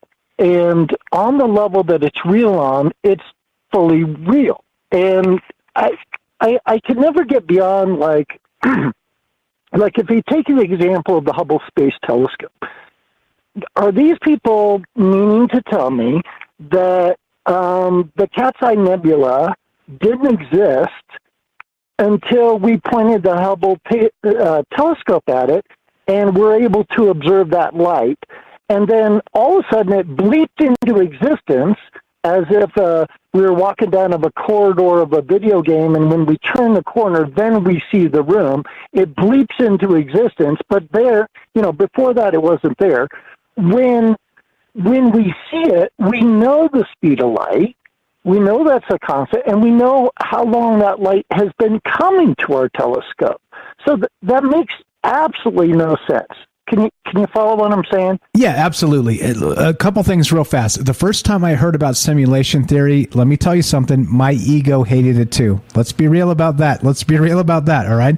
Second thing is you're sure. Right in terms of the actual, let's say, holographic universe. It does seem ridiculous, but it is philosophy in one sense of, how they say, if a tree falls in the woods and nobody's around to hear it, does it actually make a sound, right? So it's sort of kind of back to, it's much deeper than those thoughts of, well, it doesn't make sense. Well, it does in terms of, let's say if we're in this huge computer that's actually like sort of pumping out our reality to all of the individuals that are experiencing that reality, right? Meaning if a tree falls in the forest and nobody's around here, it doesn't make a sound. It might not, right? Because we're talking about sounds in human terms. But let's say that if there's no human to experience that conscious thought of the tree falling in the sound, then it does seem to suggest, again, how do you measure that without cameras and all kinds of stuff with this extension of consciousness. But give me 1 sec, I'll make the point here, is that if we're still in sort of that flux phase between ourselves and what is elsewhere, and we don't know what connects those two things, we don't know. That was a bad way to describe it, but we still don't know what is basically giving us our conscious experience. And so in those terms, I think I'm with you. I don't like those things. I like to think of myself as a novel individual, as somebody who thinks for myself, as somebody who right now, my experiences are valuable, right, to me. But my experiences are also not valuable to most other people. You see? And so it's a very personal thing, all of this. And, well, that's why we get together and talk about it. I don't know if I made a good point there, but what are your thoughts? Well, you did. You made a couple good points. I'll take the last one first, back up, see if I can remember the other ones. But sure. Your experiences and my experiences and everyone's, they can be valuable to another person, but only to a certain extent. And I talk about this in my book. And to the extent they can't is because personal experiences lead to something called wisdom. Okay, so you can read something in a book. You could read my book. You could read all about my experiences, and it could kind of open your mind. It could kind of motivate you. It could start your brain thinking about things. but you're not going to have the integration and the wisdom of those things that I've learned through personal experience. So personal experience does have value to share with other people, but it has more value for ourselves because it leads to wisdom. One thing quotable quote I said was, knowledge is my best friend, but wisdom is my lover. Ooh, that's hot. That's so hot. You know what I'm saying? That's so hot. Yes, I know what you're saying. I know what you're saying, right? Because like, again, knowledge is good. I can read a lot of books. I can learn a lot of stuff. I went to college. And knowledge. That's good. That's my best friend. You know, but wisdom, and wisdom only comes from experience, which is why I think, you know, going a little bit into the sort of spiritual realm, I think that's why consciousness takes into human form on planet Earth, is to have experience, because we want that wisdom. And I think that eventually that wisdom is transferred from our consciousness all the way back up through the unified field of consciousness that every spiritualist and everyone will tell you it's all one, it's one conscious, whatever. So we as individuals, we gain this wisdom, and then that wisdom is passed along up to the line of consciousness to the integrated consciousness, whatever you want to call that, however you want to think about it, right? Yeah, for sure. I love the way you speak here. I love the way you think. You're amazing, bro. Couple questions for you. We gotta keep on trucking here. First question for you, and the second question is not. I'm going to ask you something. I'm going to ask you to plug your book, because look, you spent your time and energy with us tonight. I'm honored by that. We're honored by that. I'm going to ask you to plug your book. My first question for you before that is, how did you find us? How did you find Troubled Minds? You know, I was listening on paranormal radio, which I got onto, 6 weeks ago or something. I flipped around the different channels on paranormal radio, and didn't have much to do tonight, and had been listening to it during the afternoon, took a nap, got up. You came on, and I was like, and I listened to Art Bell 30 years ago. I always wanted to be on Art Bell. Never called into a talk radio program in my life until tonight. All right. Hey, we're merging galaxies here. Long-time listener of Art Bell, first-time caller to Troubled Minds. You're the best, brother. I appreciate you very much. And look, this is the thing. Monday through Thursday, 7 p.m. Pacific time, we go for 2 hours on the radio, a third hour off. You're welcome anytime. I love the way you think. I love your learned and lived experience. I love the difference between knowledge and intelligence and information. I love all of that.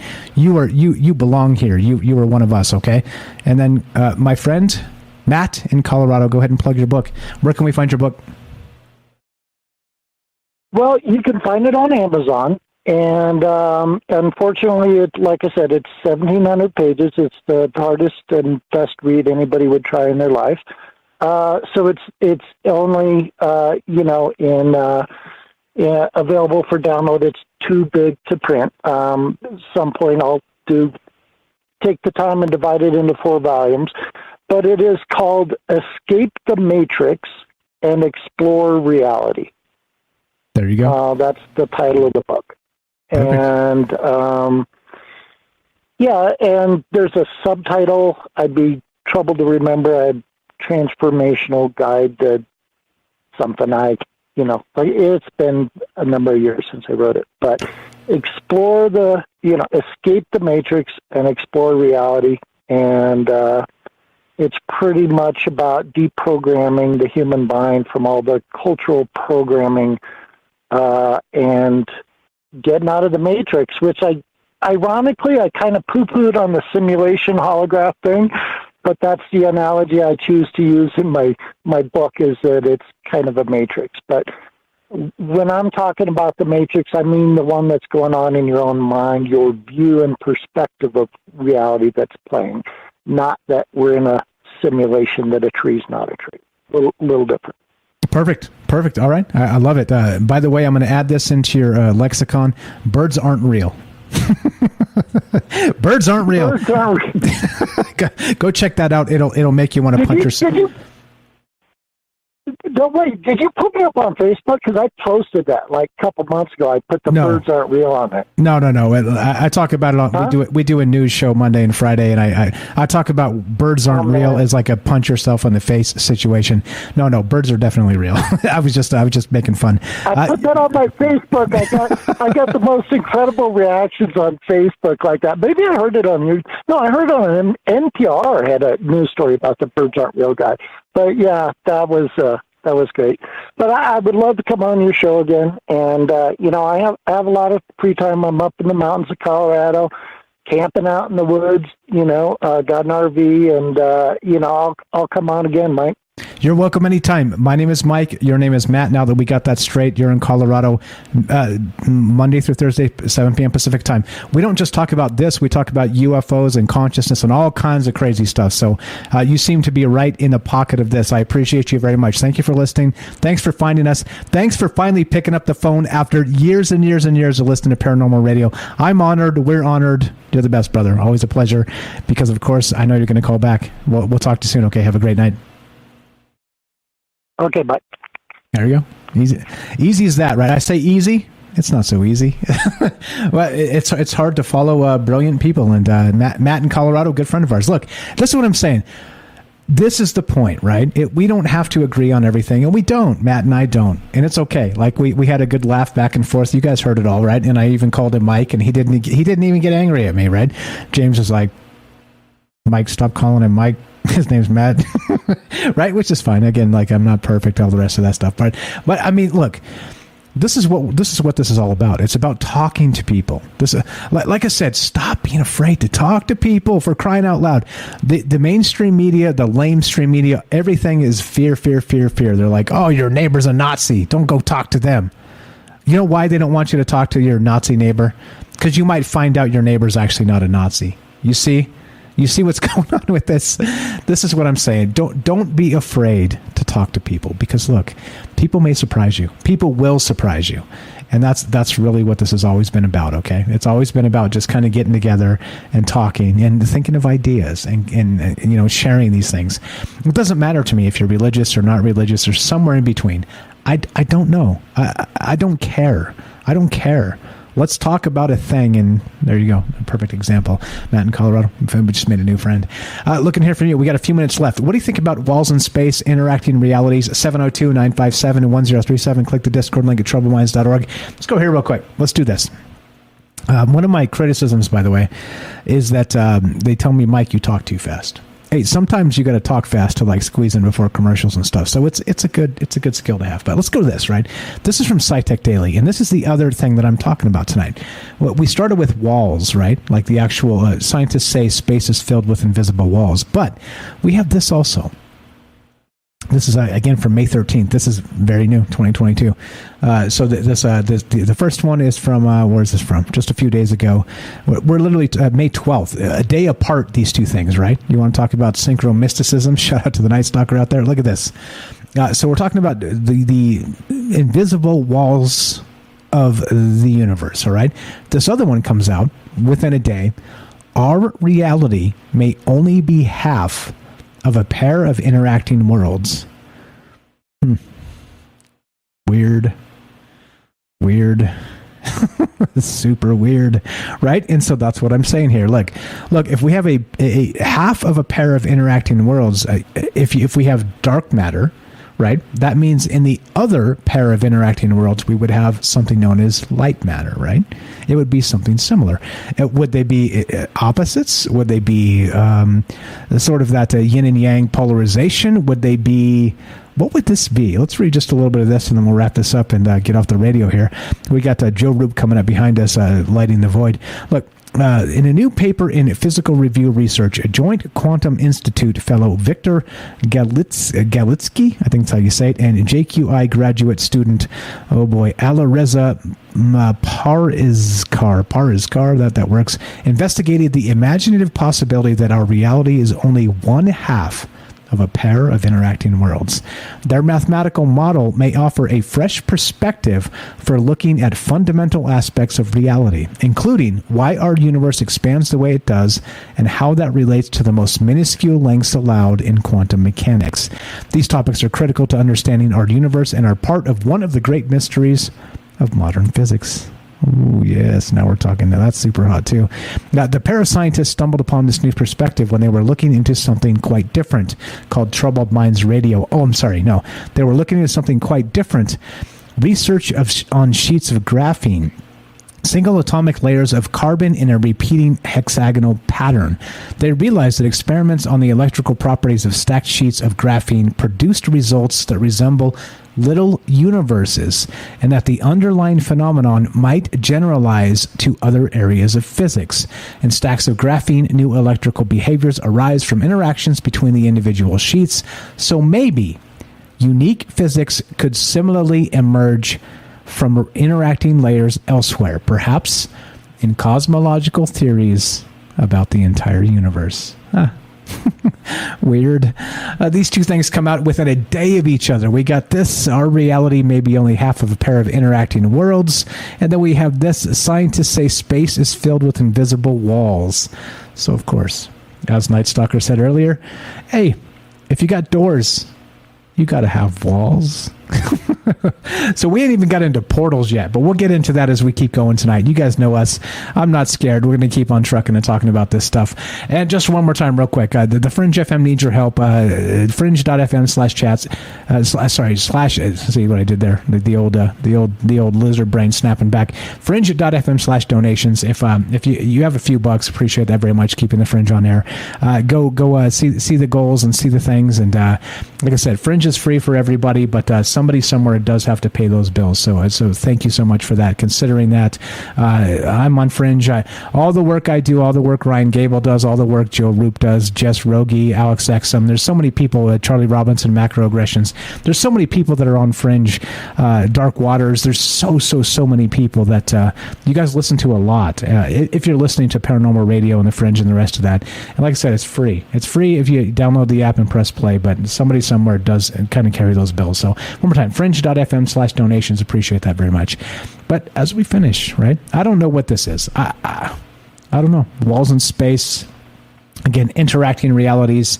It's fascinating to think about. It's one of those things that's compelling as hell, and I don't like some of the implications because, of course, right, it means that newsflash, we're not the center of the universe.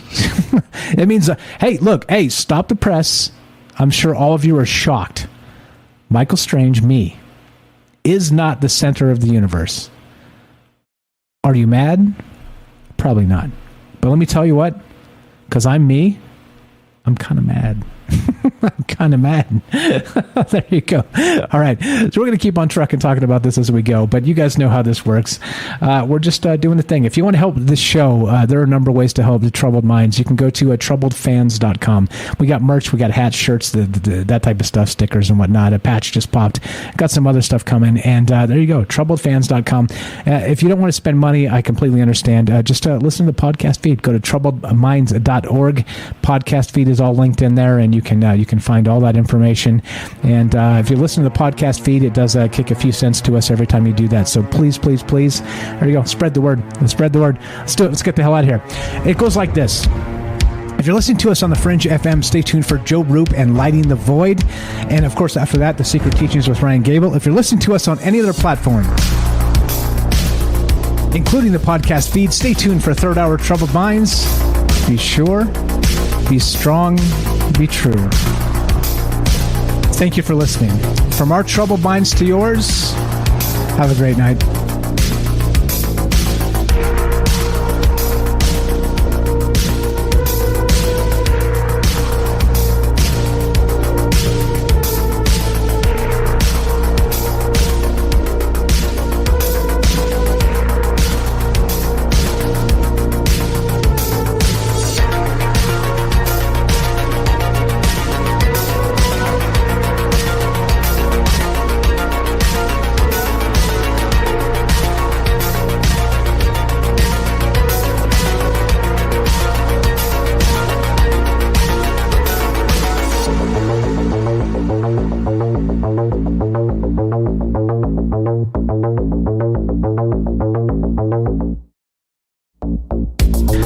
right, what's up? We are back on Troubled Minds. We're doing a thing. We're streaming on Rockfin, YouTube, D-Live, and Twitter. We're still talking about this, right? What about the invisible walls of the universe? What about the walls of our reality? If there are walls, there are doors. Am I right? Sometimes you can have a wall without a door, or can you have a door without a wall? Or what the hell's going on right now? I have no damn idea. You know why? Because I'm still chapped that I'm not the center of the universe. What can I do? Hey, what can I do? I'm talking here. Do you want to be part of the show tonight? 702-957-1037. That's 702-957-1037. We're going to keep on trucking, talking about this stuff. We got these couple articles that kind of spurred this conversation tonight. There's a whole bunch of stuff, right? We're talking about simulation theory. We're talking about, again, maybe a cosmic creator. We're talking about all kinds of stuff, right? And that's the beauty of this. It's like non-linear, open-ended, and what are your thoughts? We got scientists say space is filled with invisible walls. What the fuck does that mean? By the way, now we're off the radio. You can drop F-bombs galore if you want to do that. And we got SciTech Daily. Our reality may only be half of a pair of interacting worlds. Oh, I wonder if these two things actually make sense together. The plot thickens, does it not? I'd love to hear your thoughts. So what we're going to do is take a quick 2-minute break. Top of the hour, we have a third hour coming up at Troubled Minds. So if you're like, wow, this is great and I love being here, well, you got a whole other hour of being here. And of course, we're taking your phone calls. This is where shit truly gets off the rails because the third hour is for you. Honestly, like the reason we do the third hour is like we have so many calls during like the radio stuff and the breaks, and you got to cut people off and do all that. It's a little bit more difficult. The third hour, completely commercial free, and we just talk. All right. So what are your thoughts on this? We're discussing this idea of, yep, you got it. Space is filled with invisible walls. Part 2. What about this? Within a day of each other, our reality may only be half of a pair of interacting worlds. Is this a video game? Is this something else? And you tell me. We're going to play some music, take a quick 2-minute break, and we'll be right back with more Troubled Minds and your calls. 702-957-1037. That's 702-957-1037. I'm going to do this and play the music. 2-minute break. Be right back. I'm going to scarf down some food that Mrs. Strange was so she's the best to me. She just dropped me some food in the thing because she knows I'm in here like slaving like a prisoner doing radio by dark of night. All right, so I'm going to play some music. I'm going to scarf down some things. I'm going to sip some more beer. I'm going to be right back. 702-957-1037. Click the Discord link at troubleminds.org. We'll put you on the show. Easy as that. Let's do it. Here we go. Here's the music. Without further ado, ladies and gentlemen, 2-minute break. Troubled Minds coming up. There we go. Cue the music. 2 minutes. Be right back. I'm going to eat and drink in, let's say, maybe 2.5. Give me maybe 3. Be right back. Quick break. Troubled Minds coming up. Be right back.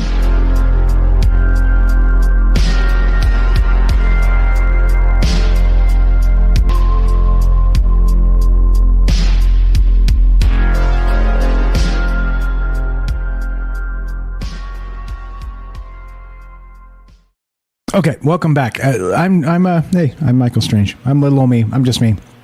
You're just you, but together we're very powerful because we can have a conversation. We can share ideas. We can share belief systems. We can share many other things. And the experience of being human. There's a lot to this. There's a lot to again, back to the idea of doing the human thing, right? There's no human book that says these are the answers and this is how you have to be, right? That's not the way this works, and that's why I think that's why in many terms, right? Like specifically the things we like to talk about on the show, consciousness. We talk about the ideas of reality and what all this means. How is my reality actually different from yours, right? With that sort of an antenna of consciousness that goes up into the cosmos, right? Like it's complicated. It's not an easy thing, and that's why I think these conversations are so valuable, not just to myself, but I think to so many other people. We got we got like 270,000 downloads on the podcast feed, right? Like holy fuck, that's a lot, right? Because you know why? Not because I'm special. It's because we're special. Us together. You see, like these conversations are very, very valuable to a great many people, and so don't take it lightly. It's a good thing. Like I said, we do this on the radio live. We do this like on a podcast feed. We stream on all the places: Rockfin, YouTube, D-Live, and Twitter. All this stuff. I mean, look. That's what this is about, right? Like, life is complicated, and we're here talking about it, and not just UFOs and consciousness and space walls. Speaking of space walls, let's get back to the space walls. Just real quick, recap. You want your super quick recap before the third hour? And we got James of Salcedo Paranormal on the deck. I hear you. I see you there. I see you there. Hang tight, James. You're the best, bro. This futurism. Scientists say space is filled with invisible walls, right? I'm like, this is fine. This is fine. This is probably fine. A day later, our reality may only be half of a pair of interacting worlds. Oh, so does that mean there's a wall between these things? What, as Singe Man says, Pink Floyd, the wall. Earlier, Derek said another brick in the wall, etc. So on. Yeah, maybe. I have no damn idea. 702. Excuse me. That's what happens when you eat and drink and then try and talk immediately after. 702-957-1037. Let's go to James in Michigan of Salcedo Paranormal. What's up, bro? You're on Troubled Minds. How are you? I'm okay. Can you hear me? Loud and clear. Loud and clear. No echo? Everything good? Everything's good, yeah. Right on. Go right ahead. What are your thoughts, my man? Walls in space and these interacting realities. Well, there's one thing I don't think I heard anyone mention, which I think is, I just wonder about, is if you think about some of the sci-fi, science fiction over the years, in both movies and TV and other things, a lot of the stories, they don't take place across the entire universe. They take place in one galaxy. If you think of Star Wars or even Star Trek, it's all one galaxy, usually. So, does that mean the people that made those things had ideas already, even back then, that maybe we couldn't get outside of a galaxy in certain cases? The old galactic firmament theory. I don't know if that's a thing, but we just made one, didn't we? Yeah, right? Notice Star Wars is a long time ago, so we're time traveling in a galaxy far, far away. It's not this galaxy. However, Star Trek is this galaxy, and it's our reality. It's like the post-scarcity future of where we are, Earth and the Milky Way and all the rest of that, right?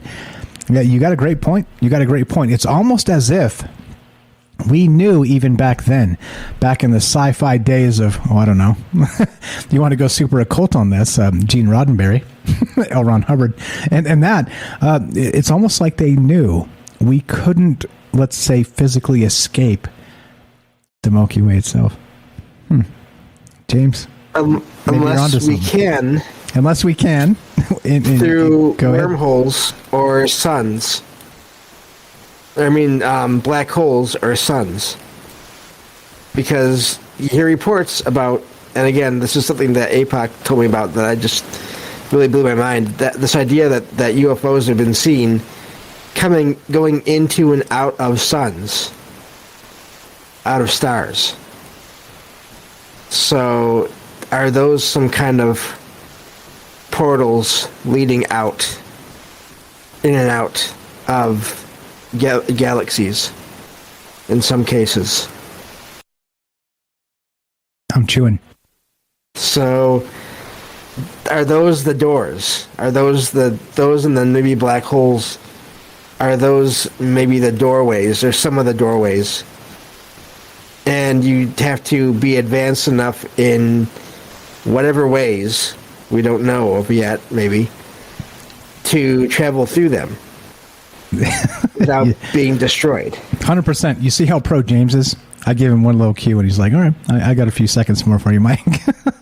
Look, this is what this is about, too, right? James is a good friend of mine, good friend of Troubled Minds. And he's like I said, every single day, James gets better on this show, gets better on his own show, just gets better talking, right? Like we always say, words are hard. But thank you for just adding a little additional. Look, this is the thing, too, regarding what you said. Like, if you roll your eyes and go, you know what? Like, what the fuck are these guys talking about? Like, a sun as a portal? Now, listen. If we're talking in terms of energy, right, the only thing they say that keeps us from actually creating, like, the Einstein-Rosen bridge, which would be a wormhole, is the energy output necessary to do it, right? So, some of the theories that actually happen here on Earth regarding our astrophysicists and whatnot, they can't do it yet. They don't know how to do these things yet. All right. But they say some of the theories are exactly what James just described. right? Maybe not using the sun directly as a portal itself, or even a black hole as a portal itself, but drawing on the energy of these massive galactic entities and using their energy to create that Einstein-Rosen bridge. James, you may be onto something, man. And this is the best part, right? Imagine 500 years ago. Imagine how right we're going to be about so much shit. So much shit. Yeah. And look, again, it goes back to that thing that at least I keep coming back to, is where do all these people, you come up with all these ideas that eventually seem to be proven possible, or even in some cases proven to be, likely, and even though I don't like using the word, they seem to be true in some cases. I'm with you. True is I think true is a trap. The word true is a trap because it's definitive and it's divisive, right? So like if you say no, this is true, right? That's how people fight. Yeah, that's how people fight. I'm with you. So good pointing that out. But hey, it's our show. We can say, hey, we were right. Plus 500 years. Look, if you can time travel 500 years and come back and tell us that we weren't right, I'll quit right now. 702-957-1037. Click the Discord link. Come tell us all about it. What else you got regarding walls in space, interacting realities, James? Well, also in the chat earlier, APOC mentioned orbs, and my comment to that was, what if these things that we see flying around everywhere? Again, people see orbs everywhere. Out in space, underwater, in houses, out in nature. What if they're miniature versions of galaxies, or large versions of the cell structure? The way there's a membrane that surrounds it. Yeah, basically bubbles. Yeah, right. So we got atoms, we got solar systems, we got planets, we got all the stuff, right? The micro, the macro. So what about the cells? The cells have like a membrane. They rub up against each other. They actually form things together, like as sort of as a collaborative. Like that's an interesting thing, right? But then also within cells, it gets smaller. It gets more weird to the quantum level, right? We got superposition and quantum immortality, and we got like so many things there. What is it? The Heisenberg uncertainty principle, with we don't even know where the thing's going to be from one moment to the next. These things the shit's just bouncing all over the place. Shit gets even super weird, and they just fired up CERN to get even more super weirder than that. So I don't know, man. I'm with you. I think the fractals and the let's say the even goes so far as to say the multiverse itself. It seems to be. It's all connected. It's all like the mind's eye sort of situation, but just micro macro versions of that exact same thing. Pretty bizarre stuff. Yeah. It makes me also wonder if some of these invisible walls are more than walls. They're almost like projectors, or even collectors. They're exchanges. They can exchange energy in some way, and then form the galaxy. Kind of from outside, basically pushing into the middle of it to make everything. And then in doing that, it would keep everything else outside of it, maybe in some cases. So, Amen. There's your walls and there's your doors, right? If you guys want the sort of the let's say the duality of this show, we did a show on the doors of reality, right? Now this is like the walls, right? The walls of space, which they say exist, right? At least in generic terms, and interacting realities. These two shows are very well connected. So go check that out. Again, like I said, if you want to help the show, some of the old shows that we have are just absolutely magnificent. They're not all home runs, I'll give you that, but for the most part, we're pushing the envelope here in a lot of different directions. Not because of me, because of you, because of James, because of Night Stalker, because of I can't name everybody. The Robert, I got to name the Robert 3 times. If you don't invoke the Robert 3 times, he's like, you didn't name me. The Robert. We got a new friend, Matt, in Colorado. This is what I'm saying, right? Like collaboration is creation, isn't it, James? Oh, definitely. And we've been talking about that lately in the after show chats as well. So definitely experiencing that even outside of the shows. So yeah, more maybe on that eventually once I finish another project. Wink, wink. But yeah. Wink, wink. Another project coming up. James, you're welcome to stay right there. Don't go anywhere. We got Jennifer on the line. She's been waiting a bit. So James here, good friend of mine, good friend of Troubled Minds. Most of you know James. If you don't, he's got a podcast called Salcedo Paranormal. He does paranormal stuff 5 nights a week at 5 p.m. Pacific time, 8 p.m. Eastern. He's also an author. He's written several books regarding the paranormal, and he's working on, wink, wink, a new project, which we're not going to talk about just quite yet, but it seems to fit some of the things we talk about on Troubled Minds as well. It's odd how we inspire each other. It's odd how that collaboration is creation. And well, James, you're the best. Links in the description down below. Please follow James. Please buy some books. Please support the man. You're the best, brother. Thank you. Yeah, I'll just sit back and listen. Okay, stay right there. We'll get back to you very, very soon. We're still talking about this, the walls in space, interacting in realities. What's going on? We talked about the doorways of creation, the doorways of reality. What about the walls in space? Just to recap this super fast. Futurism reported a couple days ago, scientists say space is filled with invisible walls. Could Symmetrons explain the existence of dark matter? But then within a day of that was reported by SciTech Daily, our reality may only be half of a pair of interacting worlds. So what's going on with this? What's going on with this? Is this related to each other or is it not? 702-957-1037. Jennifer in Missouri, thanks for being patient. You're on Troubled Minds. Go right ahead. How are you tonight? Hey, Mike. All right. So this is great calls. James' call. Really good. It makes me, yeah. Okay, so I was thinking along the same kind of lines. All night tonight, everybody's thinking about the same type of thing, that there's this. So you have the wall out there in space. And this is really, I think that's where it's tricky. I think that's a very tricky idea, like the idea of space in general. So if we consider the idea that, you have outer space, which is way out there, but we look outside and we think, there it is, there's space. It's way out there. And it just seems like it goes on forever. And it appears to be that way. And then you have like the inner space, which is like everybody thinking about the inner world. People typically think of inner space and they think of the inner world, but another analogy of it would be like the ocean, like the inner space. You just have all this going on all around us all the time. And then you have the nothing that it's all in. And like when we're thinking about these walls, it makes us uncomfortable because we're like, well, I thought it was going on forever, I thought it was going to go on forever, that it's just an infinity. It seems like infinity out there. Like, how could it end or something? And it's not necessarily what I think it's saying, and I have physics and science and all that. And poo-poo with science or whatever, that's uncomfortable. And it doesn't really work for everything, but it's like magic. It feels like magic to me in a way, sometimes when I like it. But, so you have what appears to be like, if you look at the body and you look at the universe, our universe, it's finite. It has to be.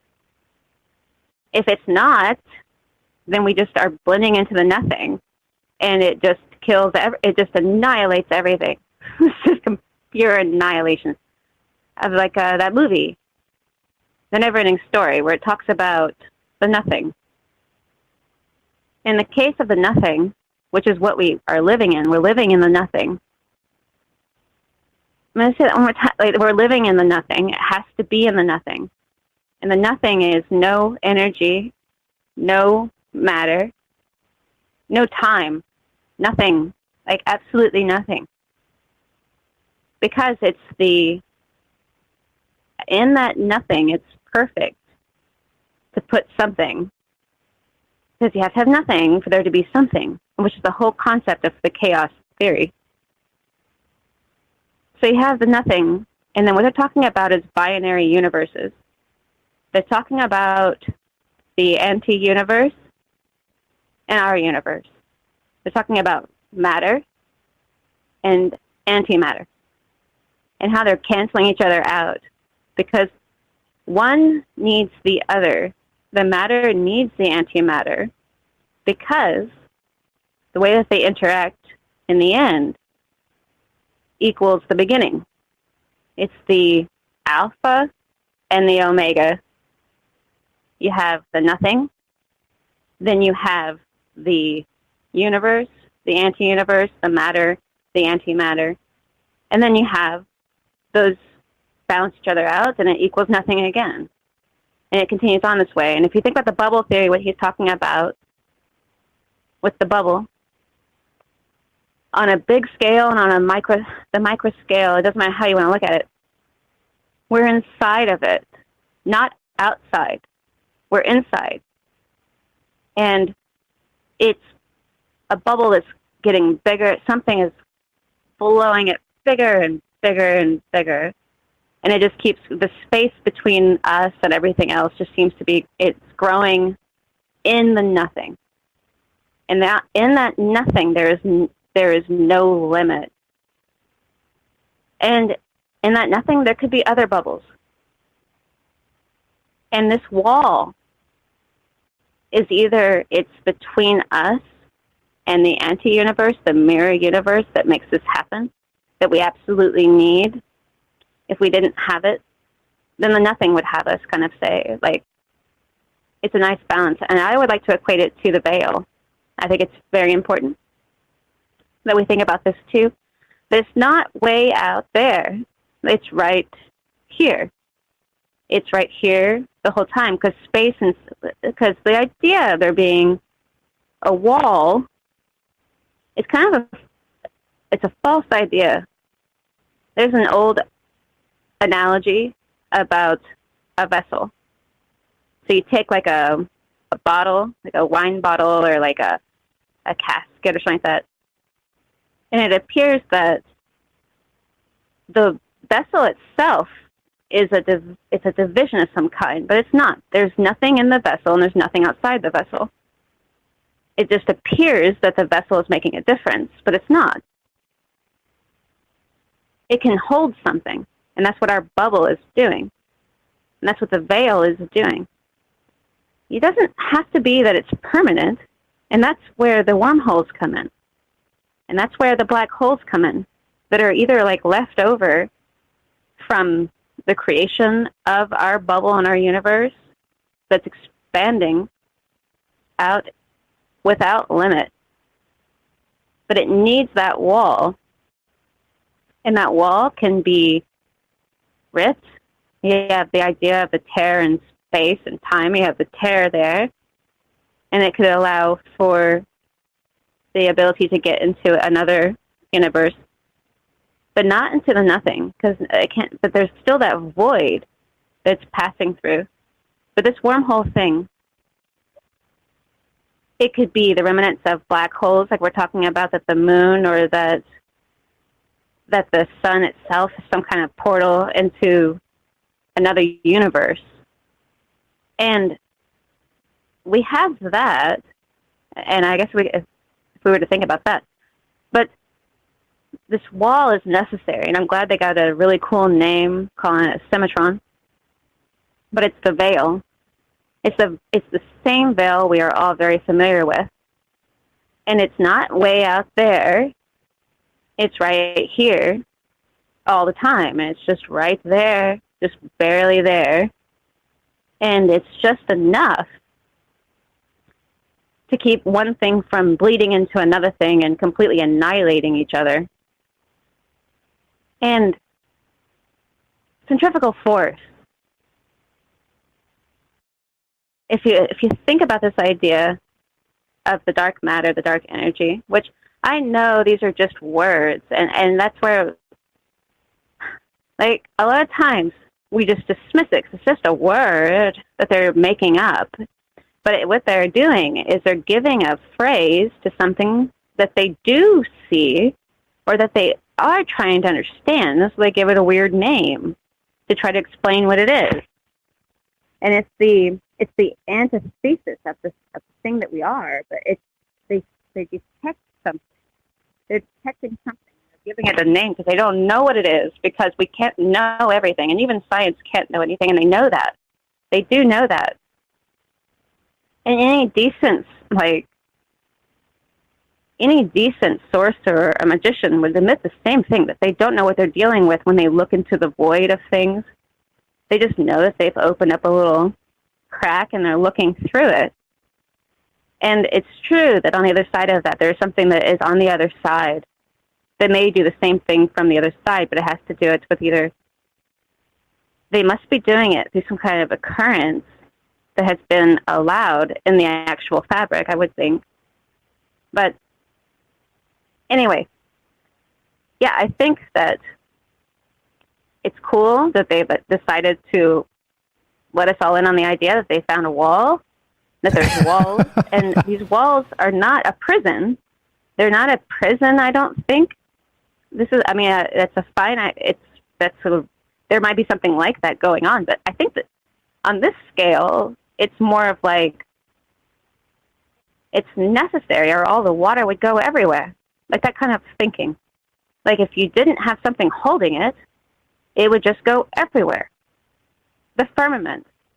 The idea of people thinking about there's water in space. That there's water up there. If you've ever done the upside down water trick with you take a bottle, like a water bottle, any water bottle right now if you want, and fill it up with water. And you put your thumb over the opening of the bottle and you flip the bottle upside down.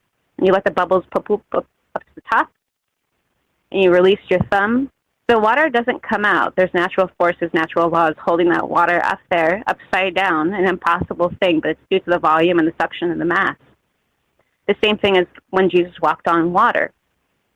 If something is very small and the vast amount of space, not space, but like the vast amount of water, the magnitude of the water is what supports the small thing walking up on the top of it. Which is why we have a lot of things defying the natural laws, because it has to do with magnitude of the surface space. But no, we are not infinite, and we can't be. But the spaces, but the cosmos are infinite. Like we are in infinity.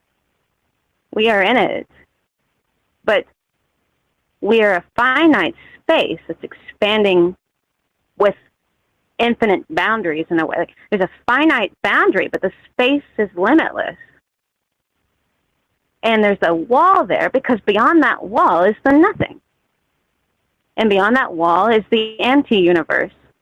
The universe that they don't have a word for, but that we talk about all the time when we talk about dimensional beings, when we talk about death. It's there. But if it were to mingle, it would be nothing but the other would cancel the other one out. It would just be nothing. It would just poof.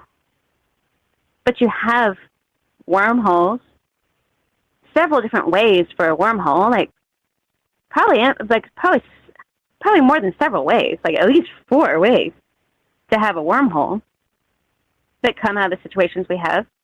Just in the science we can try to explain. But this wall thing is just like a veil, and anyway.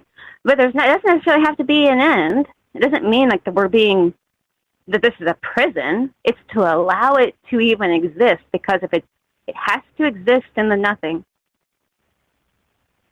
There has to be that, because there has to be nothing for something to be there. Right, exactly. It's the antithesis of all things, right? So if there are things, there are places where there are no things. And if you don't have both, right, it makes you wonder. It makes you wonder, right? And again, our thoughts are things. Our thoughts, right, like as much as we want to demean them as people, and we're like, I'm just a person, I'm just like a cockroach or whatever, Like, I'm not so sure that's the case, right? So if there are thoughts, there are places where thoughts also don't exist. And if that's the case, right, then that means what we're doing, even right now, you and me talking, this whole show, this whole everything, this whole reality, like we're peeling this show off of the rest of the mundane reality of the world and life as it is. But in this moment, right, us having something in our brains means somewhere else there is nothing happening. Literally the void, the darkness, like you said, the never-ending story. And interesting, I always hated the never-ending story, by the way, until you just framed it the way you did. So I'm going to have to go back and watch it. Well, it's a girl's movie. Maybe I'll like it again. It's a girl's movie, Mike. A little girl's movie. Well, that's why. That's why I always hated it. I'm like, come on, fuck, where are the dragons? This is bullshit. And then he finally gets his dragon. It's like a white, fluffy, feathered dragon. Fuck. Like, come on, this is bullshit. The Falcor thing. Falcor? Yeah. Well, he's freaking adorable. Anyway. Okay. But, all right. But I disagree. It's a little girl's movie, Mike. Okay, that's why I hate it. It was a cool way. It was a cool way to tell little girls about space, because you have like the nothing, and it's something that's very. But see, a rip in space time, should the nothing get in through the mind, it would destroy everything in the whole world. Let's not talk about the never-ending freaking story. Let's not talk about that. Yeah, I'm with you. I'm with you. The basis of my thesis. I was just saying. Like now I've seen it in a different way. I've seen it a different way as well. Yeah, it's all good. Oh shoot. You're fine. Hey, come on now. You see what I'm saying, though? I see exactly what you're saying. I don't mean it to be negative. I mean, like, hey, I missed some things. But also, look, interestingly, too, like we're talking about in terms of like walls in space, interacting realities, and all the rest of this, we're interacting our realities. And then so you just said something that made me be like, I fucking hated that movie, right? Like as a kid, because there was Star Wars and stuff and some other stuff. But listen in this sense, right? So now we interact in realities for just a moment, interacting realities. And look, now I'm like, wait, so what did I miss about that may have been super poignant to like my development? I missed it, right? And I'm not saying that like you said, it was aimed at a particular demographic and all that, but I'm just saying that like these conversations are exactly what that's all about. Jennifer, you were the best as always. We got Tam Bam behind you, so we got a split. What's your final thought on this? Walls in space, doors, reality, all the rest. WTF? Centrifugal force of dark energy. Expanding out from a single point into a binary universe, and our universe, the one we're living in, is matched by an anti-universe, a mirror world. And should we pierce the veil between them, which is done probably on a continual basis through different types of rituals or even ideas on accident, they seal back up again, ideally. But should we ever pierce the Symmetrons, maybe, perhaps is the right term, maybe it releases the nothing. And if too much nothing gets in, that's it. So we do need a bit of a veil. And it's good that veil is there, because the land of the living and the dead is so thin. It's so thin. And I just think it's a really cool topic and great show. Thank you very much, and great call. I appreciate you very much. Jennifer here has a YouTube channel. Check it out. You think she's brilliant here? She's brilliant on her channel. Links in the description down below. Scroll down. Give Jennifer a follow, and more information and good stuff coming up from Jennifer on her channel. Jennifer, you're the best. Thanks for calling. Thanks for listening. Always a pleasure. Have a fantastic night, okay? Thank you. Bye. Thanks a lot. 702-957-1037. Look, I'm telling you, right? Like this is one of those things where you hear people call into the show and you're like, where do these people come from? Wait, brilliant people, brilliant persons after brilliant persons after brilliant persons. It's the nuttiest thing, right? Well, an embarrassment of riches. And welcome to Troubled Minds, if you guys are new. So we're talking about this idea of invisible walls in space, right? Invisible. Literally, this is from futurism. It's like a Symmetrons, a dark matter. And then this, within a day of this being released, also, our reality may only be a half of a pair of interacting worlds. And I saw some testicle jokes out there. Like, I mean, hey, I'm talking here. But look, okay. All right. So what do you think? Is, like Jennifer described, the veil is critical and important, because if there was no veil, we would literally be, let's say, sort of dipping into the void ourselves, right? If there was nothing holding back the darkness or the nothing, then where are we at all? One more time, 702-957-1037. Thank you, Tam Bam, for being patient with us. Good morning to you in South Africa. Welcome to Troubled Minds. Go right ahead. How are you? I'm good. How are you, Michael? Doing good. You know me.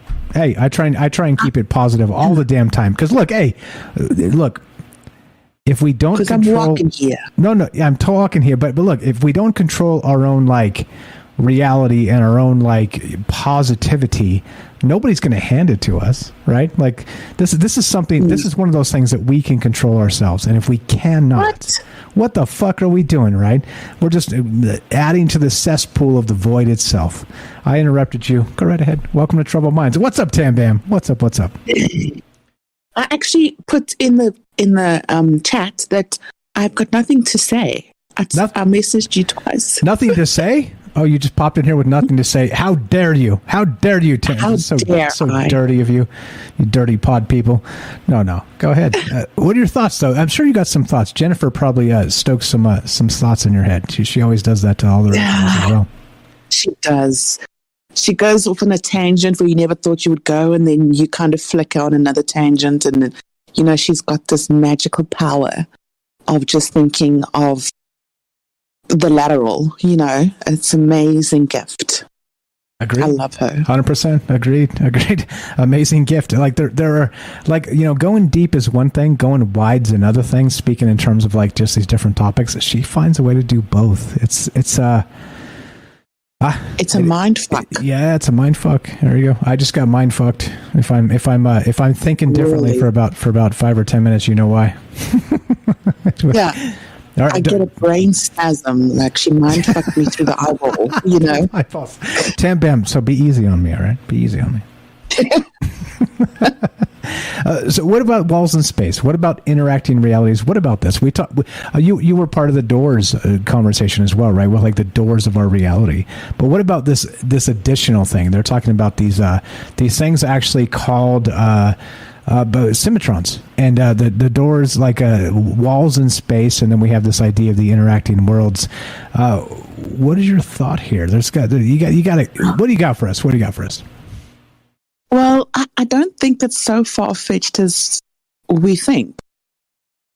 It's not a far-fetched idea, because if you think about it, I mean, I sent you a link privately, but the CERN Hadron Collider made a very big breakthrough with, you know, the God particle, right? I think it was something they reached the energy level or the speed of 15 TeV. And now they want to go into 17 TeV. So if at 15 TeV they found the God particle, what are they going to find at 17 TeV? You know, so they're building this thing to make the energy output so great and so powerful that it reaches a bigger like volume. So, and we never thought that would happen like 5 years ago, right? Or 10 years ago. So who are we to say that these walls in space don't exist? And maybe if the CERN Hadron Collider does work and they find another particle or another rule of the universe, so to say, it can pierce a wall into a parallel universe, into another dimension, into a wormhole. You just never know. They could use it for weapons of mass destruction. They could use it to whatever they want. But then so that's the one thing I was thinking about. Then you have to also look at, I was actually reading about AI. So they input in an AI computer, a supercomputer, they input what the universe would look like. And this AI computer took hours and hours to generate this image. And what came out was like Earth with a dome. And then above it was another, like a half planet with a dome. And next to it was another half planet with the dome. And this is what this AI generated. So that's very interesting as well, because that would line up with the book of Genesis saying that, there's a firmament around the earth, right? I'm not saying, please don't misunderstand me. I'm not saying the earth is flat. Damn it, Tim. Why? Holy shit, why we got to go there, Tim? No, I'm just kidding. I'm not. I'm just kidding. Come on. I was playing into your joke. You're supposed to be like, oh, I'm sorry. I didn't mean to sneak that in there. Hey, real quick, by the way, If we don't get 38 likes tonight on YouTube, I'm never coming back. So for all you lurkers out there, they're like, hey, this is kind of cool. Hey, fuck off, because I'm out of here if we don't get 38 likes or 37 or whatever on YouTube. There's a lot of people. And look, by the way, you know Damn what? it, YouTube. Yeah, and if you're super mad that I said that, also fuck off. I don't care anymore. I'm beyond the point of caring. Tam Bam and I talked about this last night. I will ban first and ask questions. Never. There we go.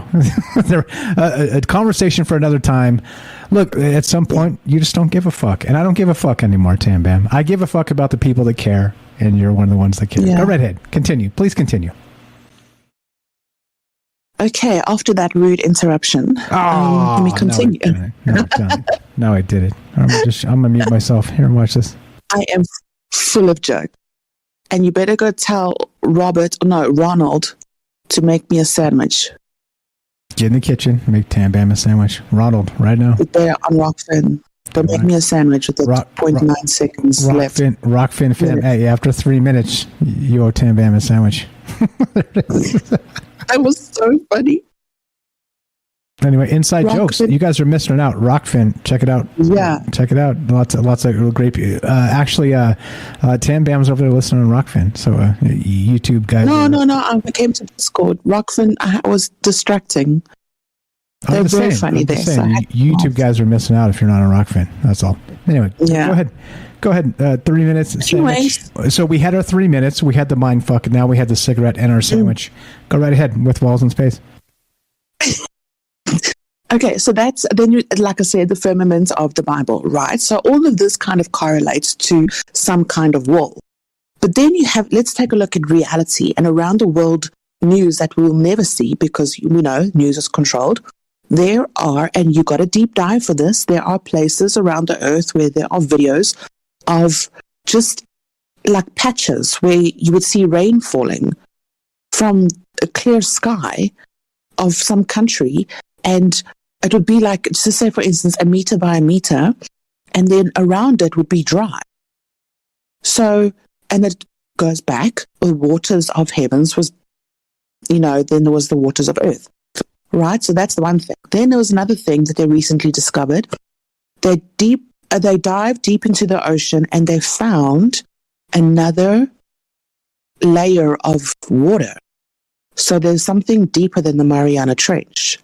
And so this layer of water had it had like this dome covering. But it's not like glass or anything, see-through.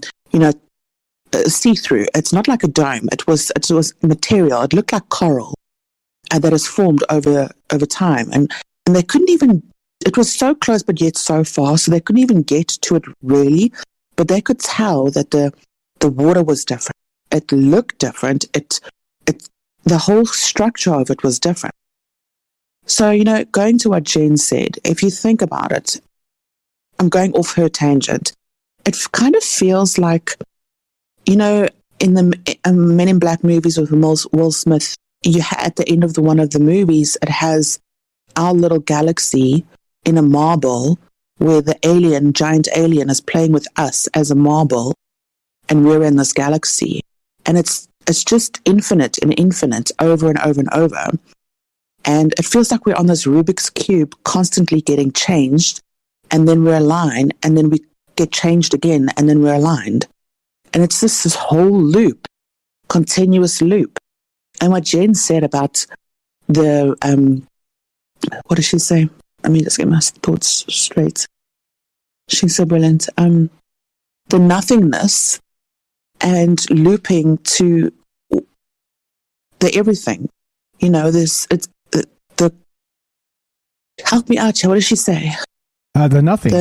Look. Literally, then if there's the nothing, there must be something, because those two things, like I said to sum up what she said, is like, if you have the two bleeding into each other, you have chaos, and you have literal one thing destroying the other. The nothing destroys the something, right? But if there's a natural barrier, and you say natural, wink, wink, because we don't know what the fuck we're really talking about. But if it is the veil itself, the veil of consciousness, the veil of life and death, the veil of like a universality versus the next universe, if there's no veil, there's no, let's say, control. control in one sense, but also there's a word I'm looking for. If there's no veil, there's no reality itself, because reality will be devoured by death, by void, by chaos. And so without that in and of itself, we're nothing, because we're just waiting to be devoured by nothingness. Real quick too, go ahead and read a thought on that. I got a super mind fuck on top of that we haven't even touched on yet, but go ahead with that thought. Okay, so with the nothing, it's the nothing, the opposite of the nothing is the everything, right? And it goes back to the theory of, does light fill darkness, or is darkness fill the light? Which one's first and which one's last? And if they didn't have that kind of separation of dark into light and light into dark, with that tiny thin little veil, this is exactly what you're talking about, there would be destruction, right? Absolutely. So we need each other. We need that balance, like Jennifer said, or else it would be, in its simplest form, a chaos theory. And we would never survive, and we wouldn't exist. So anyway, you said I must talk, so I talked. There's no sense. No, you're fine. What are you talking about? Like, Tim, let me tell you, Tim, Bam. Yeah. I get a lot of people, I talk to a lot of folks who kind of come in the periphery. They send me emails. They talk in Discord. They send me direct messages, all the rest of this, right? I'm not trying to say I'm the center of the universe. I'm just saying that, I get a lot of communications from a lot of people for obvious reason. Many more than you would be shocked how many people ask me about you. Just shocked. So it's one of those things, you are a high percentage of the questions that come to me regarding particular people that interact with this show. So you're onto something. You're resonating with something. So there's no reason. Cool. It's true. It's true. It's the truth. Not you guys. You guys can guess who the top names are that come in, right? And you're one of them, Tam Bam. Just FYI. I'm just saying, we're not going to rank anything and do statistics and try and measure people versus people. You know me. We're not doing that. But I'm just saying, you're a very popular individual amongst the Troubled Minds crew. So don't ever doubt yourself. All right. Can you do me that? Can you do me that favor, please? I did it. Yeah, no, it wasn't doubting myself. It was just I can't fathom. I can't put this into tangible verbiage. So what's in my mind doesn't come out the way I want it to, because my mind is on 50,000 tangents. That's why I didn't want to talk. That's why I didn't want to say anything, because I couldn't correlate what the verbiage. Back to James. Words are hard. Words are hard. Words are hard. I got a mind fuck for you. We're about to get to. But speaking of James, he's been very, very calm and patient for quite a long time. James, you got anything for Tam Bam here while we're doing our thing? What's up, brother? Well, yeah, a lot of this, it makes you think of what if you had the light and the dark next to each other, what color do you think that line would be that separates them? If you combine white and black, it'd be gray. So yeah, you know what? I think given like a palette, like a paint palette, maybe. But I see there being, like Jennifer described, a veil, and so I see sort of a. Not gray at all. I see a fascia, kind of like a static, like a explosion between the two, right? Not like in huge terms, but who knows, right? Who knows how thin or thick the veil is? But yeah, you're right. But you're also, right. Go ahead. With gray, it's almost like fog or a mist. Oh yes, indeed. So, just going back to that, and Jennifer also brought up the whole idea of that, and I mentioned it in chat. I have to clue her in on that project later on that I'm working on. But that idea of that veil being broken, I do think that I do feel like she's right about that. I think through a combination of accidents and then through some intentional processes, rituals, ceremonies, I do agree that there are people out there that try to get through that veil. And then there's also, I think, some maybe some natural forces that when they combine in just the right way in certain locations, they can also make an opening in that veil possibly, and that's where you get your mystery spots all around the world, where things, and maybe even out there in space too, where things seem to disappear and or the regular laws of regular physics don't seem to apply or act the way that we feel like they should. So yeah, I just wanted to bring that up too, because you don't have to look far online for it to find stories of places like that. Just here on Earth. Locked in, James. People in the chat are like, "Hey, James is on the ball tonight." Yeah, definitely, 100%. This is what we talk about. This is why we do it, right? Again, like I'm one person. James is one person. Tam Bam's one person. Jennifer's one person. Robert, Night Stalker, all the people that called in tonight. My new friend Matt in Colorado, all new people. Joseph, again, see if I name everybody, I'm gonna leave somebody out, and I did, and I'm sorry. But the thing is, look. One person is one person, but you start to share. We're talking about interacting in realities, not just in sense of like cosmic terms. We are those cosmic terms at some point, right? And that's exactly. Well, that's the thing. I was just about to say that's the thing. We in essence, if you think about it, we're actually sort of intentionally piercing the veil by being here, by talking about it, right? We're trying to pierce it or lift it. And what I also thought was quite amazing what James said is that if you look at what, in essence of what he was saying, if you look at the lockdown situation that we just all went through, what was meant to be harmful to humanity, it was actually sort of now, hear me out, it was actually in general, in the greater scheme of things, a bit of a blessing in a way, because it was kind of where the majority of people are now woke. Yeah, I hate that term. Let's say awake. I hate awake. I'm sorry. Awake. Hey, look. If it's my show, Tam Bam. Don't make me kick you the fuck off of here. I said awake. You I will understand start punch you. Hey, get in the kitchen and make me a sandwich. All right, look. I see what I did there. No, I get you. No, and I'm with you. And not only that. So it's interesting, right? Like you can talk shit about. I know you get it in South Africa too. The American election cycles and all the rest of that shit, right? Like how all of that it affects the rest of the world, right? And like people are losing their fucking minds about things where you're like, whoa, bro, settle the fuck down. It's not the end of the damn world, right? But then in that sense, right, on top of that, you're like, wait, so if you're saying that like people are waking up because of those things, meaning let's say the COVID lockdowns, and you're right, and then I'll brag about this later, but even I lost my train of thought 3 times, but like paused enough just to let myself catch back up. But so the COVID lockdowns, but then also the election cycles. Every time you shake the cage, right? And this is the funniest thing. I've said this my whole life. It's just a joke, right? It's like, let me out. I'm shaking the cage, right? It was kind of just like a stupid joke I always made, in general terms. Before I even knew what the fuck was happening in the world, it was kind of just a joke, right? Like, I'm stuck in the cage, let me out, right? But in those senses, right, those ridiculous election cycles, the media coming out is like just unbelievably stupid. And then the COVID lockdowns, it has sort of this effect generally in that people are like, wait, what the fuck? Like, what is really going on in this world, right? And you're right.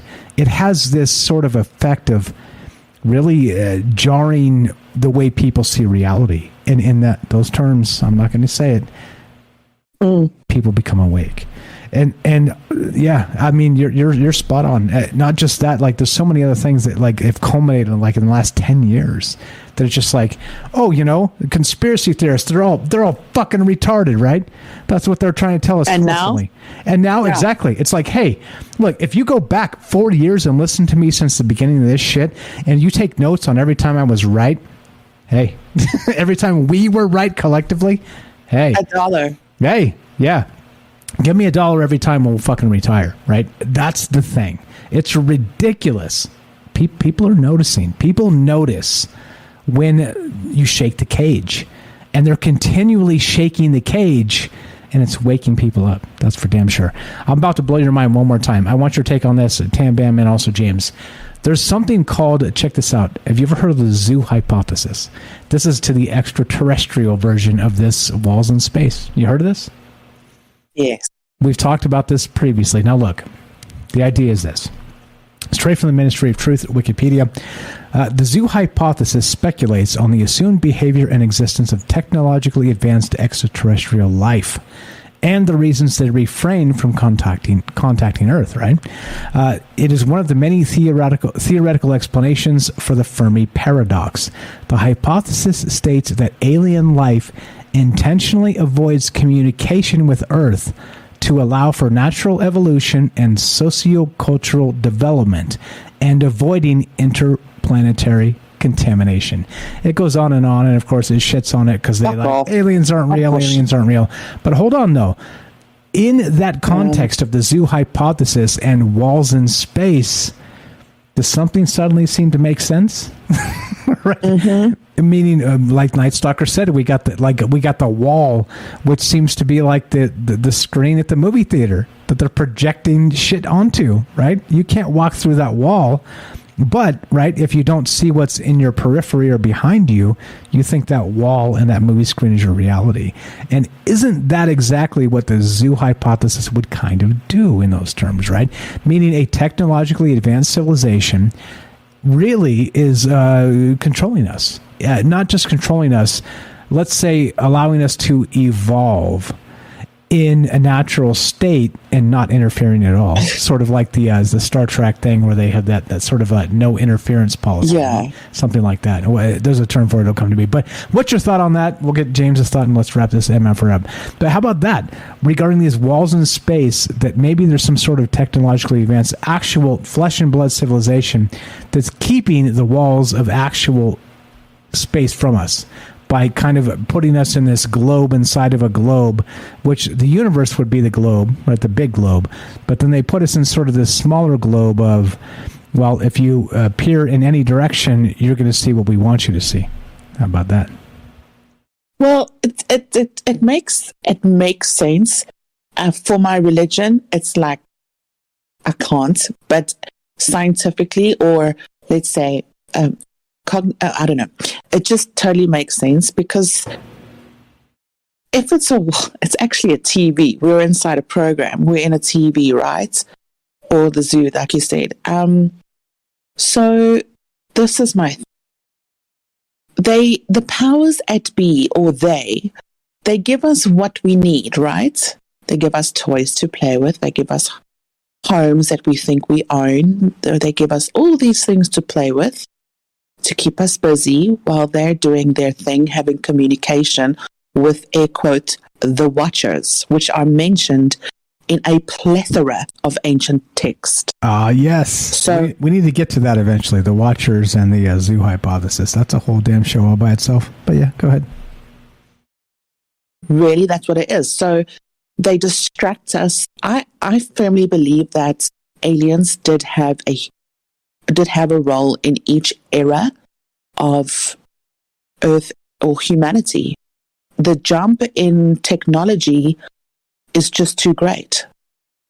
It's just too great. The Mayans, I was actually watching the show. The Mayans were like really nomadic people, and then all of a sudden they became civilized. Don't tell me there's no influence in there. Like it might have taken, I don't know however long, but you can't just in 100 years or a few thousand years just all of a sudden just magically have all these things that make their empire smarter than we are today with what they know, with astrology and all those things, right? So for me it's impossible. But yeah, I think we are in a TV program or a zoo, and we're just for entertainment purposes. It's like the And you know what? I'm going to give them a fucking show. it's like the Galactic Zoom program. Here we are. Tam Bam, you're the best. By the way, Tam Bam here, good friend of mine, good friend of the show. She's got Instagram. She's an actual bona fide influencer. Check out her TikTok. Check out her Instagram. Check out her link tree. Links in the description down below. And like I said, Tam Bam, you're quite a lot more popular than you believe you are. I'm not keeping statistics because I don't really care in those terms, but I do know I get asked about you a lot, and that's a good thing. So you're the best. Yeah, Thanks thank you. That's very kind. It's true. It's totally true. Look, I've been known to blow smoke up people's asses, mostly my own, but I'm not going to do that to you, and it's the truth. It's just the truth. The truth is the truth. You know me. Look, I do my best to just tell the truth, even if we're just like, again, I'm like, hey, look, we're just speculating. This is probably bullshit, but we're going to talk about it, right? I do that a lot, and that's the point. But that honesty there, right, is still honesty, even if we're talking about bullshit half the time. So it's all good. You're the best, Tam Bam. Give Tam Bam a follow. Links in the description down below. By the way, if we don't have more than 37 likes by the end of the show, I'm never fucking coming back. So if you haven't liked on YouTube, the fuck are you doing? We have exactly 37 right now, and I could be the 38th. Shout out to Oxyuki Love, who said back in an hour ago, she said, hey, how come we only have 9 likes and there's 50 people in here or whatever the fuck? And I was like, if we don't get 37, I'm out. I'm never coming back. So I'm going there right now on my TV. It just popped over. Look, threats work. I'm telling you, threats work. All right, Tam Bam, you're the best. Night Stalker in the chat says, we love Tam, Team Tam. There it is. See, there you go. Tam for president. Tam for president of the galaxy. I'm voting for you, Tam. All right. So you're the best. Please follow Tam Bam. Link in the description down below. All the other people that contribute to this show, most of them, again, like I said, some new folks or people don't have things to plug. They're not there, but you're welcome to. This is the whole point, right? We collaborate. Our collaboration is what makes this magical. So if you have something to plug, if the list gets too long, like I said, I'll just have I'll have my own link tree of people, of all you amazing folks, and I'll put it down there, and we'll make it as big as we need to make it, so that we have room for you guys, and that's that. It's a wrap. All right, we have room for you. So if you got ideas and you want to discuss these things, we have room for you. Tam Bam, you're the best. James, zoo hypothesis. What about that in regard to all the crazy walls and universe and bullshit we were talking about tonight? I have heard something similar to that. I've heard it called more, though, like the idea of a prison planet. Although that's almost making it, I kind of like that better in a way, because then it's almost like, if you follow that idea, it's like whoever's doing this is saying, oh, look, you don't just have your planet, you can go out further than that. You know, we're not going to tell you how far you can go out, but you can go out further than that. But also it makes me wonder then, and again, this is just kind of following the line of possibilities here. If that's the case, then what have people been experiencing for decades, maybe even longer, in terms of what they think are aliens, experiences with aliens?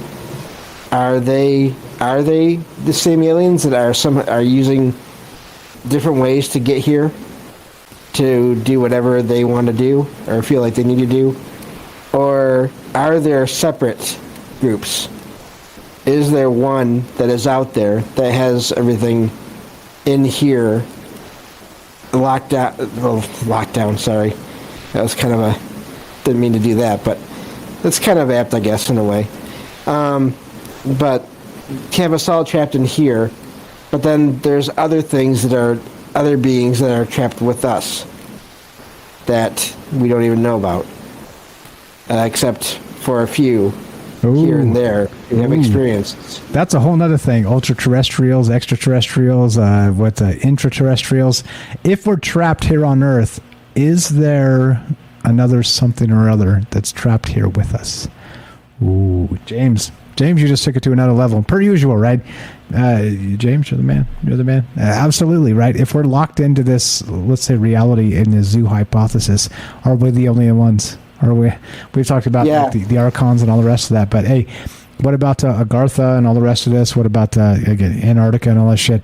Who knows, right? Like I said, I wasn't there. I can't like vouch for that type of stuff, but it is in the zeitgeist, which means what? Horse shit or nah? And like I said, I'll handle my reality, you handle yours. And mine is to consider all the options, because otherwise, what good is a talk show host if you can't consider all the options? Tell that to Sean Hannity and Don Lemon, by the way.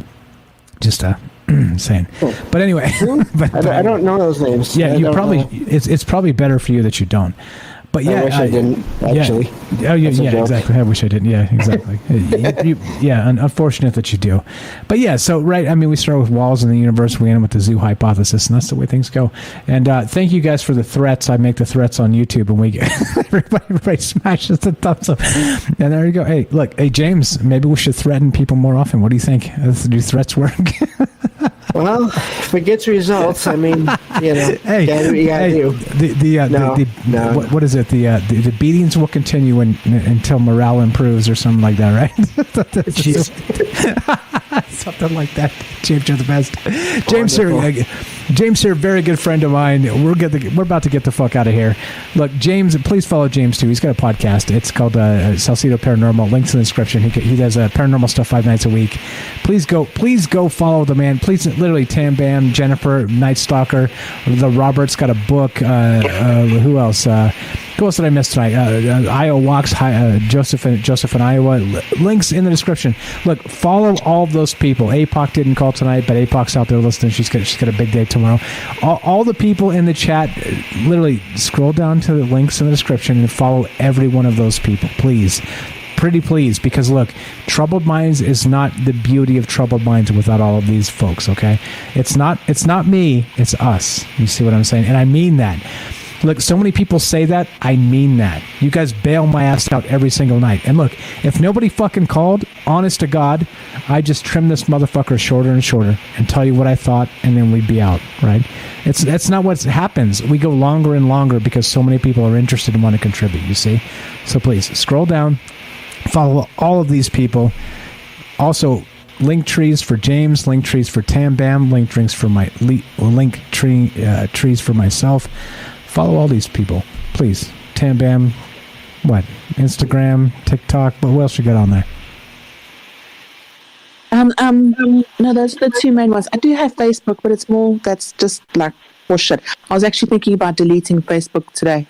Yeah, hey, I kind of already did. So much so that I haven't logged in like 8 months or something. And then when I did, they're like, what the fuck, who are you? Are you actually you? I'm like, bro, you know I'm me because I'm the one who made this shit. Of course I'm me. And they're like, oh, like, by the way, yeah, you got to jump through 75 hoops just to get back into your own shit.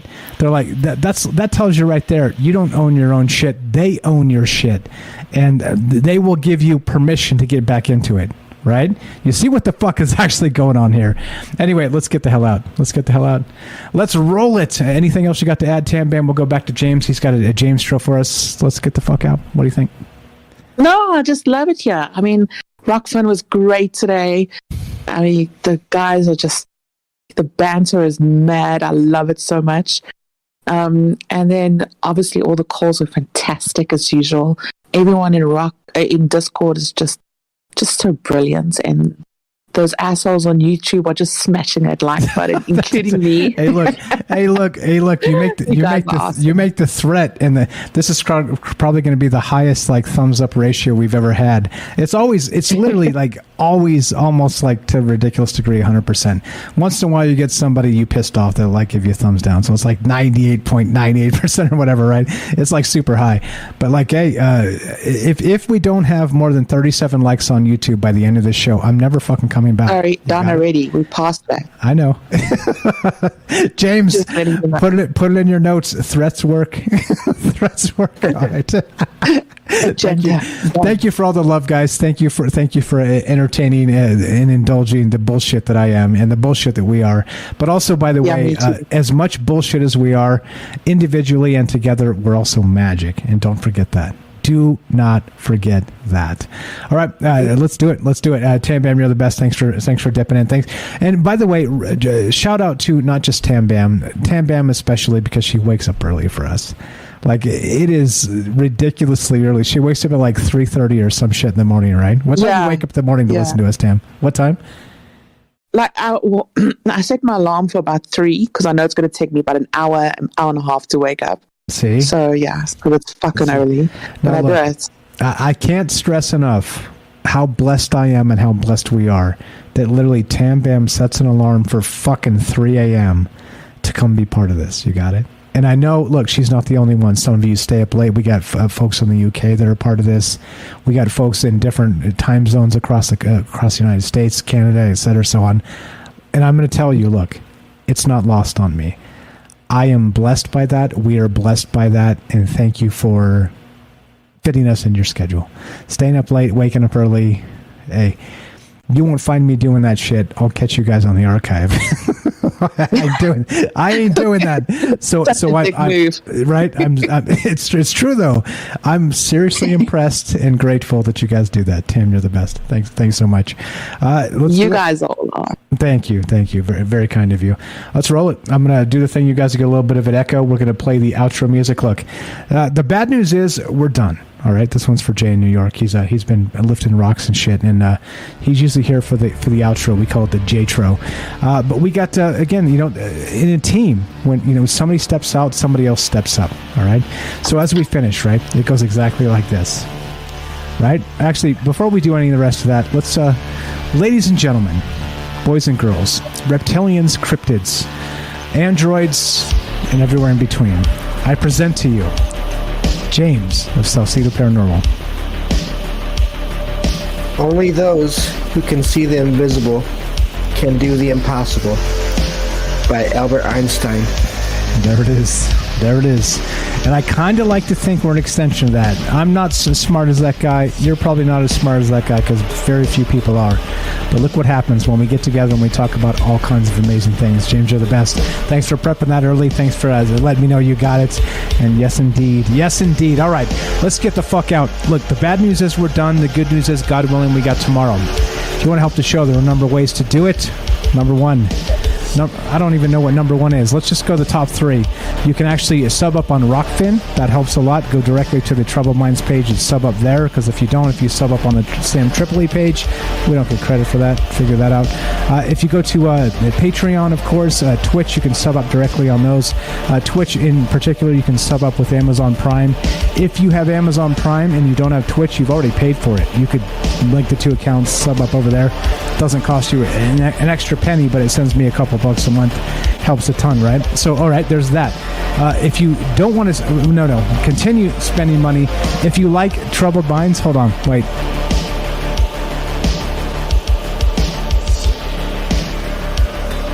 We'll do it like this. If you like Troubled Minds merch, we got hats, we got t-shirts, we got all kinds of shit out there. And this is there you go, Troubled Minds hat right there. Put it on my head over the headphones so it looks super stupid. But you can find that stuff there. You can find that stuff on troubledfans.com. You will not find me oiled up on a fuzzy couch at troubledfans.com, but you will find Troubled Minds merch. You can find t-shirts, hats, and all the rest of that stuff. So go check that out. If you don't want to spend money or don't have the money to spend, I completely understand. There's so many things out there competing with each other. I don't want to compete. I just want to talk. I just want to get together, build a community, and be cool to each other, all right? And spread the word. Literally spread the word. That you guys show up and have your energy and your enthusiasm and spend your time here and call in and think about these concepts is enough for me, right? If you want to go above that extra, download the podcasts. Hey, there's 415 or 16 or 17 podcasts out there on our podcast feed, and if you listen to them, wouldn't you know it, it helps the show. Every time you listen to a podcast, it actually sends me a few cents. So there are ways to do it. Listen to old shows that you haven't listened to. There's gold. There is fucking gold in that podcast feed. I tell you what. We're blessed not just by the community, but blessed by, I don't know, divine providence. I hate to say it like that, but hey, what can you do? My ego's as big as the sun. Let's get the fuck out of here. It goes exactly like this as we finish. Be sure, be strong, be true. thank you for listening. From our troubled minds to yours, have a great night.